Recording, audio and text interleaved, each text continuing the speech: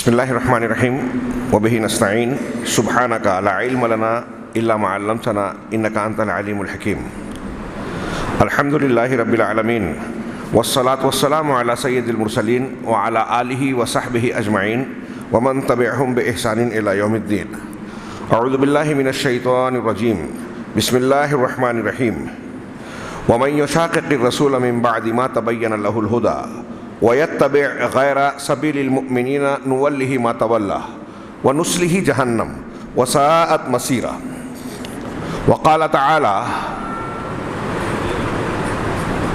وَأَنَّ هَذَا صِرَاطِي مُسْتَقِيمًا فَاتَّبِعُوهُ وَلَا تَتَّبِعُوا السُّبُلَ فَتَفَرَّقَ بِكُمْ عَنْ سَبِيلِهِ ذَلِكُمْ وَصَّاكُمْ بِهِ لَعَلَّكُمْ تَتَّقُونَ وَقَالَ تَعَالَى إِنَّ الَّذِينَ فَرَّقُوا دِينَهُمْ وَكَانُوا شِيَعًا لَّسْتَ مِنْهُمْ فِي شَيْءٍ۔ یہاں موجود میرے قابل احترام بزرگوں، نوجوان بھائیوں، بچوں اور جن دینی ماں و بہنوں تک میری آواز پہنچ رہی ہے، ان تمام سے میرا خطاب ہے۔ آج کی اس بامقصد مجلس میں مجھے اس بات کا حکم دیا گیا کہ فرقہ ناجیہ کے عقائد اور منہج سے متعلق گفتگو کروں۔ اس سلسلے میں میرے سامنے شیخ دکتور ربیع بن ہادی عمیر المدخلی حفظہ اللہ کا یہ کتابچہ ہے، جو سعودی عرب کے ایک ممتاز عالم ہے، بلکہ علامہ ہے، اور عالم اسلام کی ایک ممتاز شخصیت ہے۔ ان کے کتابچے کا ہمارے ایک حبیب دوست دکتور اجمل صاحب نے ترجمہ کیا ہے، اور مجھ سے یہ مطالبہ کیا گیا تھا کہ اسی کی روشنی میں کچھ باتیں عرض کروں۔ جب میں نے کتابچہ دیکھا تو اس کے کئی گوشے نظر آئے، اور مجھے محسوس ہوتا ہے کہ اس کے تمام گوشوں کو میں آج کے ایک خطاب میں سمیٹ نہیں پاؤں گا، لہذا کچھ کتابچے کی باتیں اور بسہولت سمجھانے کے اعتبار سے جو مجھے بہتر نظر آئے گی اللہ کی توفیق سے، میں کچھ اہم باتیں عرض کرنے کی کوشش کروں گا۔ اللہ تبارک و تعالی ہم سب کو اخلاص دے اور اس کوشش کو دنیا اور آخرت کے لیے مفید بنائے۔ محترم حاضرین، یہ جو عنوان ہے فرقہ ناجیہ کے اصول و عقائد یا عقائد اور منہج، یہ ایسا عنوان ہے کہ عام طور سے ایک بڑا طبقہ مسلمانوں میں اس قسم کے عنوان سے میں یہ کہوں کہ بدعتا ہے تو غلط نہیں ہوگا۔ انہیں لگتا ہے کہ یہ ایسا موضوع ہے جس میں اختلافی مسئلے پر گفتگو ہوتی ہے، اور ایسی باتیں بیان کی جاتی ہے جسے بعض حضرات بلکہ بہت سارے لوگ ناگوار محسوس کرتے ہیں۔ جب ہم اس بات پر، اس موضوع پر گفتگو کریں گے کہ کون سا گروہ مسلمانوں میں برسر حق ہے، کون سا گروہ ایسا ہے جو جناب محمد رسول اللہ صلی اللہ علیہ وسلم کے بتائے ہوئے اور متعین کیے ہوئے اس طریقے پر ہے جو جنت تک لے جانے والا ہے، اور اس کے علاوہ بقیہ تمام گروہ ایسے ہیں جو اس راستے سے منحرف ہو گئے، دائیں بائیں پھر گئے، نتیجے میں جس قدر وہ اللہ کے نبی صلی اللہ علیہ وسلم کے راستے سے صراط مستقیم سے ہٹے، اسی قدر گمراہی کا شکار ہوئے۔ لوگوں کو اس موضوع پر گفتگو کرتے ہوئے ناگواری محسوس ہوتی ہے، جھجک محسوس ہوتی ہے، لیکن میں یہ عرض کروں، تھوڑی دیر کے لیے ابھی اس تناظر میں غور کیجئے کہ ہمارا کوئی بھی جب مسئلہ پیش آتا ہے تو مسلمانوں کے ہر اسٹیج سے یہ بات کہی جاتی ہے اور وجہ کہی جاتی ہے کہ مسلمانوں کی مصیبتوں کی جڑیں خود مسلمان ہیں، کیونکہ قرآن مجید میں ایسے کئی ارشادات ہیں۔ اللہ تبارک و تعالیٰ نے فرمایا ظہر الفساد فی البر والبحر بما کسبت ایدی الناس، خشکی اور تری میں جو فساد برپا ہے، بگاڑ آیا ہے، وہ لوگوں کے اپنے کارناموں یا کارستانیوں کا نتیجہ ہے۔ جمعہ کے خطبے میں تھوڑا سا تذکرہ آیا، وقت کی قلت کی وجہ سے میں اس پہلو کو اجاگر نہیں کر سکا۔ تری پورہ میں ہو یا کسی اور مقام پر، یا ہمارے گھروں میں، مارکیٹ میں، ہمارے کاروبار میں، گھر میں اختلافات ہیں، کسی بھی قسم کا عذاب، مصیبت، فتنہ نظر آتا ہے، یہ انسانوں کے اپنے کارناموں کے نتائج ہیں۔ کچھ اللہ کی آزمائش اور امتحان ہے، اور کچھ ہمارے اپنے کارناموں اور کارستانیوں کا بھوگنا اور خمیازہ ہے، نتیجہ ہے۔ اب جب ہم اس کے حل کی طرف قدم اٹھانا چاہتے ہیں تو ہر کوئی یہ کہتا ہے، ہر مسلک کا عالم کہتا ہے، بلکہ عوام میں بھی یہ بات کہی جاتی ہے کہ مسلمانوں کا ایمان درست نہیں ہے، دین سے تعلق مسلمانوں کا کمزور ہو گیا ہے، اعمال صحیح نہیں ہیں، ہر مرحلے میں زندگی کے ہر شعبے میں شریعت اور کتاب و سنت سے انحراف پایا جاتا ہے، اس لیے اللہ تبارک و تعالیٰ کی مدد سے ہم محروم ہوتے جا رہے ہیں۔ بالکل بجا بات۔ اب ظاہر سی بات ہے کہ اب جب ہم اس کا علاج کرنے کے لیے نکلیں گے کہ اللہ تعالیٰ سے ہمارا تعلق استوار ہو جائے، ہم دین پر چلنے والے بن جائیں، ہم اللہ تعالیٰ کی مدد کے مستحق بن جائیں، جب یہ ہم چاہتے ہیں تو اس کے لیے پہلا قدم کیا ہوگا؟ پہلی ضرورت کیا ہوگی کہ ہم وہ دین، وہ طریقہ، وہ شریعت اختیار کریں جو اللہ تعالیٰ نے آسمان سے نازل کی ہے، جسے اپنے رسول کے ذریعے سے بھیجی ہے، جس کی حفاظت کے لیے اللہ تبارک و تعالیٰ نے زبردست انتظامات کیے۔ کیا یہ مذاق ہے؟ اللہ تبارک و تعالیٰ نے انسانوں کی ہدایت کے لیے شریعت، کتاب اور دین کی تعلیمات نازل کی، نبی کریم صلی اللہ علیہ وسلم کی نبوت کے ایک ایک لمحے کو اپنی نگرانی میں پروان چڑھایا، جہاں جہاں کوئی معاملہ پیش آیا فوراً اللہ تبارک و تعالیٰ کی جانب سے رہنمائی آئی، اور اللہ تعالیٰ نے، اللہ کے رسول صلی اللہ علیہ وسلم نے امت کو بتایا، پھر اسے صحابہ کرام نے محفوظ کیا، جانا، سیکھا آپ سے، اگلی نسل کو پہنچایا، اگلی نسل نے اس کے آگے بڑھایا، اور اس کا نتیجہ ہے کہ آج قرآن اور اللہ کے نبی صلی اللہ علیہ وسلم کی سنتیں، احادیث ہمارے سامنے اپنی اصلی شکل میں موجود ہے۔ یہ اصلی شکل میں جو ہم تک پہنچی ہے، اس کے لیے ہمارے اسلاف نے پوری انسانی اور اسلامی تاریخ میں بے شمار قربانیاں دی، مفسرین نے، محدثین نے، حفاظ نے، قرآن کے خدام نے، حدیث کے خدام نے، ان سے متعلقہ علوم کے جاننے سیکھنے والوں نے کروڑوں لاکھوں کتابیں لکھ ڈالی، حفاظت کی، زندگیاں کھپا دی۔ کس لیے؟ اس دین کی حفاظت کرنے کے لیے۔ یہ اللہ کا وعدہ پورا ہوا اس کے ذریعے سے، انا نحن نزلنا الذکر وانا لہ لحافظون، کہ ہم نے الذکر کو، اس شریعت کو نازل کیا اور ہم ہی اس کی حفاظت کرنے والے ہیں۔ اللہ تبارک و تعالیٰ کی اس حفاظت کے وعدے کو ہم پوری اسلامی تاریخ میں دیکھ رہے ہیں کہ کس طریقے سے اس امت کے افراد کو اللہ نے توفیق دی، محدثین کی شکل میں، مفسرین کی شکل میں، دیگر علماء کی شکل میں لوگ اٹھے، زندگیاں لگا دی، صلاحیتیں کھپا دی، مختلف علوم و فنون کو مرتب اور مدون کیا، اور قرآن و حدیث کی پوری حفاظت کر کے امانت کو ہم تک پہنچایا، اور اب ہم پر ذمہ داری ہے کہ ہم آگے لوگوں تک پہنچائیں۔ اور اگر یہ ذمہ داری ہم نہیں نبھائیں گے تو اللہ تعالیٰ کو ہماری ضرورت نہیں ہے، ختم کر دے گا، دوسروں کو پیدا کرے گا۔ قرآن اور حدیث میں موجود ہے یہ مضمون۔ تو کیا یہ مذاق ہے؟ ہم اور آپ اس سے بدک رہے ہیں۔ اللہ تعالیٰ نے جو دین نازل کیا، جس کی حفاظت کرتے ہوئے ہمارے اسلاف نے زندگیاں لگا دی، ہم اسے سیکھیں نہیں، یہ پتہ نہ لگائیں کہ وہ صحیح دین جو اللہ نے آسمان سے اتارا ہے وہ کون سا ہے۔ دنیا میں جتنے فرقے آج مسلمانوں کے پائے جاتے ہیں، ہاں، رافضی ہوں، سنی ہوں، ان کے الگ الگ فرقے ہوں، جس میں تصوف، اہل تصوف ہے، چشتی، قادری، نقشبندی، سہروردی، رفاعی، ہاں، فلاں ڈھما، اہل حدیث، حنفی، شافعی، مالکی، حنبلی، پھر اس کے علاوہ دوسرے جو بہت سارے فرق ہیں، خوارج، معتزلہ، جہمیہ، قدریہ، اشعریہ، ماتریدیہ، جبریہ، اور نہ جانے کون کون سے فرقے، عقائد میں، اعمال میں، اصولوں میں، جنہوں نے اپنی الگ الگ ڈگر اور راہیں بنا لی۔ کیا سب صحیح ہے؟ آنکھیں بند کر لیں ہم اور یہ کہیں کہ آپ کو اگر دین اسلام پر عمل کرنا ہے تو کسی بھی فرقے کا ساتھ پکڑ لو، کسی بھی رہبر کے پیچھے چلنے لگو، آپ حق پر ہوں گے، دین پر عمل کرنے والے ہوں گے، یہ مت دیکھو صحیح کیا ہے غلط کیا ہے، بس دین پر لگ جاؤ۔ کیا یہ صحیح ہوگا؟ میں پوچھ رہا ہوں، کیا یہ صحیح ہوگا؟ انصاف ہوگا؟ شریعت کے ساتھ بھی ناانصافی ہوگی اور اپنے آپ پر بھی ظلم ہوگا۔ ہم اپنے آپ کو دھوکہ دے رہے ہیں اگر ہم اس بات سے اپنے آنکھوں کو بند کر رہے ہیں کہ صحیح غلط، حق اور باطل کی تمیز کی جائے، تو بہت بڑا دھوکہ دے رہے ہیں۔ آج ہم دیکھ رہے ہیں کہ عالم اسلام میں مسلمان دین کے نام پر مختلف خدمات انجام دے رہے ہیں، الگ الگ اسٹیجوں سے الگ الگ کام کر رہے ہیں، ہر کوئی مگن ہے اس بات میں کا دعویٰ کرتا ہے یا سوچتا سمجھتا ہے اپنے تئیں کہ ہم بڑی خدمات انجام دے رہے ہیں، مسلمانوں کے بڑے کام ہو رہے ہیں۔ لیکن تھوڑی دیر کے لیے اسی بات کو سوچئے کہ ایک مسلمان بڑی محنت کر رہا ہے، خلوص سے اگر کر رہا ہے، اخلاص بھی ہے اس کے اندر، لیکن اگر وہ جس دین پر محنت کر رہا ہے وہ بدعات پر مشتمل ہے، جس دین پر محنت کر رہا ہے اس میں اگر شرک ہے، اس میں اگر اللہ اور رسول کے بتائے ہوئے عقیدے اور منہج کے خلاف باتیں ہیں، جسے وہ دین اسلام کا حصہ سمجھ کر اس کی خدمت کر رہا ہے، اسے لوگوں تک پہنچا رہا ہے، جھوٹی حدیثیں لوگوں کو سنا رہا ہے اور یہ کہہ رہا ہے کہ اللہ کے رسول صلی اللہ علیہ وسلم نے فرمایا، تو یہ خدمت ہوئی یا دین اسلام کی دشمنی ہوئی؟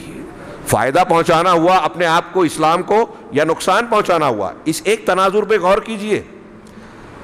یہ سوال کہ فرقہ ناجیہ کون ہے، دین کا صحیح طریقہ، مکتب فکر، منہج، عقیدہ کس کے پاس ہے، اگر اس پر ہم غور نہ کریں، اس پر بحث نہ کریں، تو یہی صورتحال ہوگی کہ مسلمانوں کے لوگ، نوجوان بہت سارے لوگ دین کی خدمت کرنے اور دین پر عمل کرنے کے جذبے کے ساتھ اٹھیں گے اور بدعت اور خرافات کو گلے لگا کر اس کو پھیلائیں گے، تو پھر کیا ہوگا نتیجہ؟ یہی ہو رہا ہے۔ یہ پہلا سوال جس سے ہم نے اپنے آپ کو دور کر لیا، اس کے نتیجے میں آج ہمارے درمیان میں، بلکہ عالم اسلام میں، ہندوستان پاکستان میں تو بطور خاص، اکثریت جو دین، جو منہج، جو طریقہ اختیار کیے ہوئے ہے وہ ایسا دین ہے کہ نام تو اسلام کا ہے، وہ خوش فہمیوں میں تو مبتلا ہے، لیکن اگر آپ اللہ تبارک و تعالیٰ نے جس دین کو محفوظ شکل میں ہم پر اور آپ تک پہنچایا ہے، اس کو سامنے رکھ کے لوگوں کے دین کا موازنہ کرتے ہیں تو ہم کو نظر آتا ہے کہ دونوں میں زمین و آسمان کا فرق ہے، دونوں میں زمین و آسمان کا فرق ہے۔ اور یہ بھی سمجھ لیجئے، مائیں بہنیں یہ نہ سمجھیں کہ یہ موضوع ہم سے متعلق نہیں ہے، یہ مردوں کے لیے جتنا ضروری موضوع ہے خواتین کے لیے بھی اتنا ہی اہم ہے کہ ہم اگر دین کو اختیار کرنا چاہتے ہیں، جنت کو حاصل کرنا چاہتے ہیں، اللہ کے مقرب بننا چاہتے ہیں، تو سب سے پہلا قدم، پہلا سوال یہ ہے کہ کون سا دین اختیار کی کریں۔ بہت سے دین اسلام کے نام پر آج ہمارے دنیا میں پائے جاتے ہیں، ہر کوئی دعویٰ کرتا ہے، کتابیں لکھتا ہے اور الگ الگ قسم کی تشہیر اور پروپیگنڈے کو اختیار کرتا ہے، اور اگر غور سے دیکھیں تو آج کے زمانے میں جو باطل ادیان ہیں، باطل مذاہب ہیں، باطل مکاتب فکر ہیں، وہ زیادہ خوبصورت بنا کر اپنے باطل کو حق کی شکل میں پیش کرتے ہیں، عوام اور عام آدمی، سادہ ذہن انسان اس سے متاثر ہو جاتا ہے، دھوکہ کھا جاتا ہے، چمکنے والے پیتل کو سونا سمجھ لیتا ہے، اور وہ حقیقی سونا جو چمکدار نہیں نظر آ رہا ہے، جس کا پروپیگنڈا نہیں ہو رہا ہے، ٹی وی چینل پہ جو نہیں آ رہا ہے، اس کے بارے میں جو ہے آنکھیں بند کر لی، اس کو مختلف قسم کے الزامات دیے جا رہے ہیں۔ آج میں ابھی جو باتیں پیش کروں گا اس کو سامنے رکھ کے اگر آپ عالم اسلام کا جائزہ لیں گے تو یہ صاف نظر آئے گا کہ جو اہل بدعت ہیں وہ دندنا رہے ہیں، جو اہل سنت اور اہل حق ہیں ان پر پوری دنیا ان کی دشمن بن کر ان کو مختلف الزامات کا نشانہ بنائے ہوئے، اور اسی بنیاد پر اس کا اثر ہے کہ ہمارے مسلمانوں میں ایک بہت بڑا طبقہ، اکثریت ایسی ہے جو اہل حق کے تعلق سے بدگمانی کا شکار ہے، ان کے بارے میں الگ الگ الزامات بیان کر کے اپنے آپ کو تسلی دیتے ہیں، کہہ رہے یہ اختلافی مسئلے پر بات کرتے ہیں، ارے یہ یہود و نصارہ سے تعلق رکھتے ہیں، ارے یہ ایسے ہیں، ارے یہ ویسے ہیں، جبکہ ان کا حقیقت سے کوئی تعلق نہیں۔ اور جناب محمد رسول اللہ صلی اللہ علیہ وسلم کے عہد مبارک سے یہ سلسلہ چلا آ رہا ہے کہ اہل باطل اہل حق کے خلاف جھوٹ پھیلاتے ہیں، پروپیگنڈے کرتے ہیں، الزامات لگاتے ہیں، لوگوں کو دھوکہ دینے کے لیے ان کی حقیقت پر پردہ ڈالنے کی خاطر وہ چیزیں پیش کرتے ہیں جو صحیح نہیں ہیں، اور وہ چیزیں چھپا دیتے ہیں جو حق ہے۔ بات تھوڑی سی لمبی ہو گئی، لیکن موضوع کی اہمیت بتانا میں ضروری سمجھتا ہوں۔ اب اس تمہید کو سامنے رکھیے کہ یہ جب ہم چاہتے ہیں کہ ہمارا دین، ایمان، منہج درست ہو، دنیا میں بھی اللہ تعالیٰ کے مقرب بنے، اس کی رحمت و نصرت کے مستحق بنے، اور آخرت میں بھی اللہ تعالیٰ ہم کو جنت کے اندر داخل کرنے کے لائق بنائے، جہنم سے بچائے، اگر ہم اور آپ چاہتے ہیں، کوئی بھی بندہ یا بندی، مرد اور خاتون یہ چاہتا ہے، تو اس کے لیے پہلا سوال کیا ہے کہ صحیح اسلام کو، صحیح دین کو جو اللہ تبارک و تعالیٰ نے نازل کیا ہے اس کو سیکھے جانے، دین کو سیکھے اور اپنی مرضی سے دین اختیار کر لے۔ آج کوئی یہودیت، نصرانیت، ہندو مت، جین مت، بدھ مت، کوئی اور دین اور مذہب اختیار کر کے اپنے آپ کو نیک بنا لے تو کیا ہم کہیں گے کہ وہ نجات پا جائے گا؟ وَمَن يَبْتَغِ غَيْرَ الْإِسْلَامِ دِينًا فَلَن يُقْبَلَ مِنْهُ، قرآن کا صاف ارشاد ہے، اور بہت سی دلیلیں ہیں کہ اسلام کے علاوہ جو بھی دین کے طور پر کوئی اور چیز چاہے گا وہ ہرگز قبول نہیں کیا جائے گا اللہ کے پاس۔ تو پہلی چیز یہ کہ اسلام قبول کیا جائے گا۔ اسلام اب کیا ہے؟ کون سا دین ہے؟ کہاں سے ملا ہم کو؟ اسلام کا مصدر کیا ہے؟ یہی ہمارے عنوان کا حاصل ہے کہ حق کیا ہے، اہل حق کون ہے۔ آج ہماری دنیا میں پھیلے ہوئے بہت سارے مسلمانوں میں کون سا گروہ ہے جس کے بارے میں ہم یقین کر سکتے ہیں کہ اس کے پاس صحیح، سالم، سچا اور محفوظ دین ہے، جس کی حفاظت کا ذمہ اللہ تعالیٰ نے فرمایا لیا ہے۔ بہت مشہور حدیث ہے، بار بار پیش ہوتی ہے، میں آج بھی پیش کروں۔ آپ اور ہم نے، تمام مسلمانوں نے اسے سن رکھا ہے اور اسے بیان کرتے ہیں، اور پھر اپنے اپنے اعتبار سے جس سے اپنے آپ کو تسلی دیں اس کی توجیح بھی کرتے ہیں کہ ستفترق امتی الی 73 فرقہ۔ اس سے پہلے کا ٹکڑا ہے کہ یہود نصارہ میں اختلاف ہوا، فرقے بندیاں ہوئی، وہ 71-72 فرقوں میں بٹے، اور عنقریب میری امت، نبی صلی اللہ علیہ وسلم نے یہ خبر دی۔ اور میں اکثر یہ سوال کرتا ہوں، میرے کئی خطاب آپ نے اگر سنے ہوں گے تو یہ جملہ سنا ہوگا کہ تھوڑی دیر کے لیے سوچئے کہ نبی صلی اللہ علیہ وسلم بیان کر رہے ہیں تو کیا نبی کریم صلی اللہ علیہ وسلم کوئی غیر ضروری بات بیان کر سکتے ہیں؟ جو آپ نے بیان کیا اسے ہم غیر اہم سمجھ کے چھوڑ دیں؟ اور یہ تو بہت اہم بات ہے، بنیادی سوال ہے ہم دین پر، ہم نماز کیسے پڑھیں، مسجد میں کیسے آئیں، کون سا عقیدہ اختیار کریں، عبادت کا طریقہ کہاں سے لیں، یہ تو دین کا پہلا سبق ہے، پہلا قدم ہے۔ اگر یہی قدم ہم نے غلط اٹھا دیا، غلط مکتب فکر و منہج اور اصول کو اختیار کر لیا، تو ہمارے پورے دین کی عمارت خراب ہوگی۔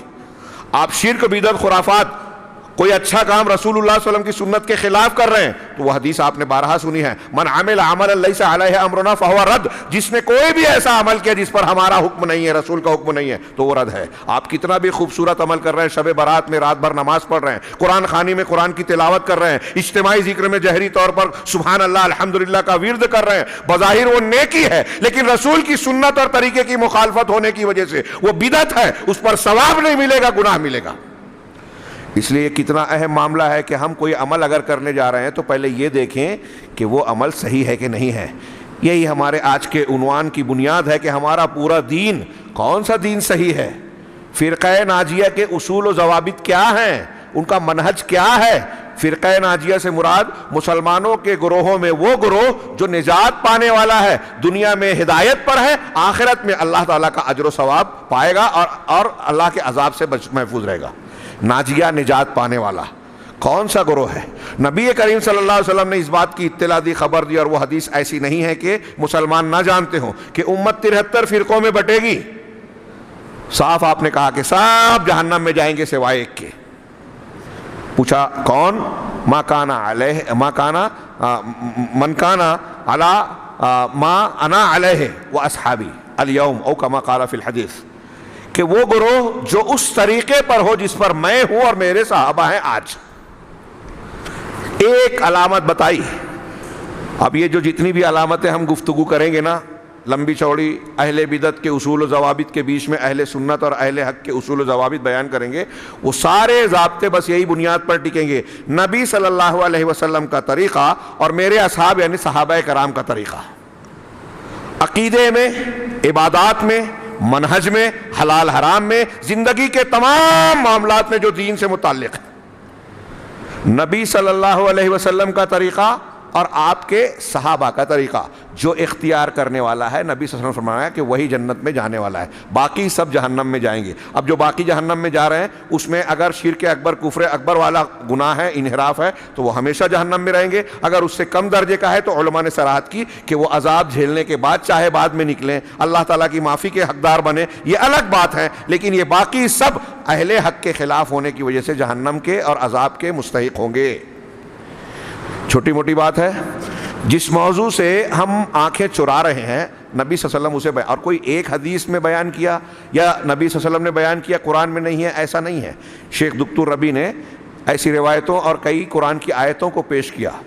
هو الذی انزل آیات محکمات ہن ام الکتاب واخر متشابہات، یہ آیت پیش کی اللہ کے رسول صلی اللہ علیہ وسلم نے۔ یہ شیخ ربی نے سورہ آل عمران کی آیت نمبر 8 پڑھی ہے کہ اللہ ہی ہے جس نے مضبوط، محکم، واضح آیتیں نازل کی، جس کا معنی مفہوم واضح ہے۔ کچھ متشابہ ہیں، ان کا مقصد تو واضح ہے لیکن ان کا معنی، مفہوم، کیفیت واضح نہیں۔ جیسے اللہ تعالیٰ کے اسماء و صفات تو ہم کو بیان کیے گئے لیکن ان کی کیفیت ہمیں نہیں معلوم۔ اب جو چیزیں معلوم نہیں ہیں، جو ہم جان نہیں سکتے، جو ہمارے دماغ میں نہیں آ سکتی، اس کے پیچھے نہیں پڑنا۔ اس آیت میں آگے بیان کیا، فَأَمَّا الَّذِينَ فِي قُلُوبِهِمْ زَيْغٌ فَيَتَّبِعُونَ مَا تَشَابَهَ مِنْهُ ابْتِغَاءَ الْفِتْنَةِ وَابْتِغَاءَ تَأْوِيلِهِ، کہ جن کے دلوں میں ٹیڑھ ہے، کجی ہے، جن کا دل ہی بگڑا ہوا ہے، وہ ان چیزوں کے پیچھے پڑتے ہیں، قرآن کی ان آیتوں میں کے پیچھے جن میں تشابہ ہے، جن کا معنی اور مفہوم یا کیفیت واضح نہیں ہے، جو اللہ نے بتائی نہیں ہے، جس کا بتانا اللہ کو منظور اور مقصود نہیں ہے، وہ اس کے پیچھے پڑتے ہیں۔ کیوں پڑتے ہیں؟ ابتغاء الفتنہ وابتغاء تاویلہ، سورہ آل عمران کی آیت میں ہے یہ، کہ فتنے کی تلاش اور جستجو میں اور اس کے معنی اور مفہوم کی تلاش اور جستجو میں اس کے پیچھے بھاگتے ہیں۔ اور جو راسخین فی العلم ہیں، علم میں جو مضبوط ہیں، والراسخون فی العلم یقولون، ہاں وہ کہتے ہیں کہ ہم ان سارے پر ہم ایمان لائے، قرآن کی آیتوں پر ایمان لاتے ہیں، اور یہ جو بھی ہے محکمات اور متشابہات سب اللہ کی طرح ہے، اللہ کی طرف سے۔ ام المومنین حضرت عائشہ صدیقہ رضی اللہ تعالیٰ عنہ کی روایت نقل کی کہ انہوں نے قرآن کی آیت پڑھ کے بتایا کہ نبی کریم صلی اللہ علیہ وسلم نے بتایا کہ اہل بدعت جو متشابہ آیات کے پیچھے پڑھنے والے لوگ ہیں، تم ان سے بچنا، ان سے دور رہنا۔ سنا آپ نے؟ یہ کون کہہ رہا ہے؟ قرآن کی آیت میں اللہ تعالیٰ نے بتایا کہ کچھ ایسے لوگ ہیں جو متشابہ کے پیچھے چلیں گے، فتنہ چاہیں گے، تم کو اس سے بچنا ہے۔ کیوں بتایا اللہ تعالیٰ نے؟ نبی کریم صلی اللہ علیہ وسلم نے اس کی وضاحت کی۔ اس کا مطلب اللہ تبارک و تعالیٰ نے بھی ہم کو، آپ کو، ساری امت کو آگاہ کیا ہے کہ جو لوگ بدعات کے پیچھے بھاگتے ہیں، قرآن و حدیث کے ایسے معنی اور مفہوم تشریحات کے پیچھے پڑتے ہیں جو قرآن و حدیث کا مقصود نہیں ہے یا جو متشابہ ہیں، جن کے اختیار کرنے سے ظاہر سی بات ہے کہ قرآن حدیث کے جس معنی کو اللہ نے واضح نہیں کیا، اگر ہم اور آپ، کوئی بھی دنیا کا انسان، بڑی سے بڑی عقل والا انسان، اگر اس کو جاننے کی کوشش کرے گا تو جو اللہ نے بتایا نہیں، رسول نے سمجھایا نہیں، صحابہ نے جانا نہیں، اس کو سمجھنے کی کوشش کرے گا تو ٹھوکر تو کھائے گا، گمراہی تو آئے گی۔ یہ اللہ تعالیٰ نے ہم کو باخبر کیا کہ ایسے لوگ پیدا ہوں گے، کھود کریت کریں گے ایسی باتوں میں جس کا کوئی فائدہ نہیں ہے، جس کے مکلف نہیں ہے، پابند نہیں ہے۔ آج کل ہمارے یہاں کچھ ہے نا، کربلا کا واقعہ اور ایسے واقعات، تاریخی واقعات جو تاریخ کے جس کا ہماری شریعت اور احکامات سے تعلق نہیں ہے، اس کے کھود میں لگے ہیں، اور کچھ نوجوان ان کو سن رہے ہیں، لائک کر رہے ہیں، ان کے فالوورز بن رہے ہیں۔ تو ان سے بچنے کی تعلیم قرآن نے دی۔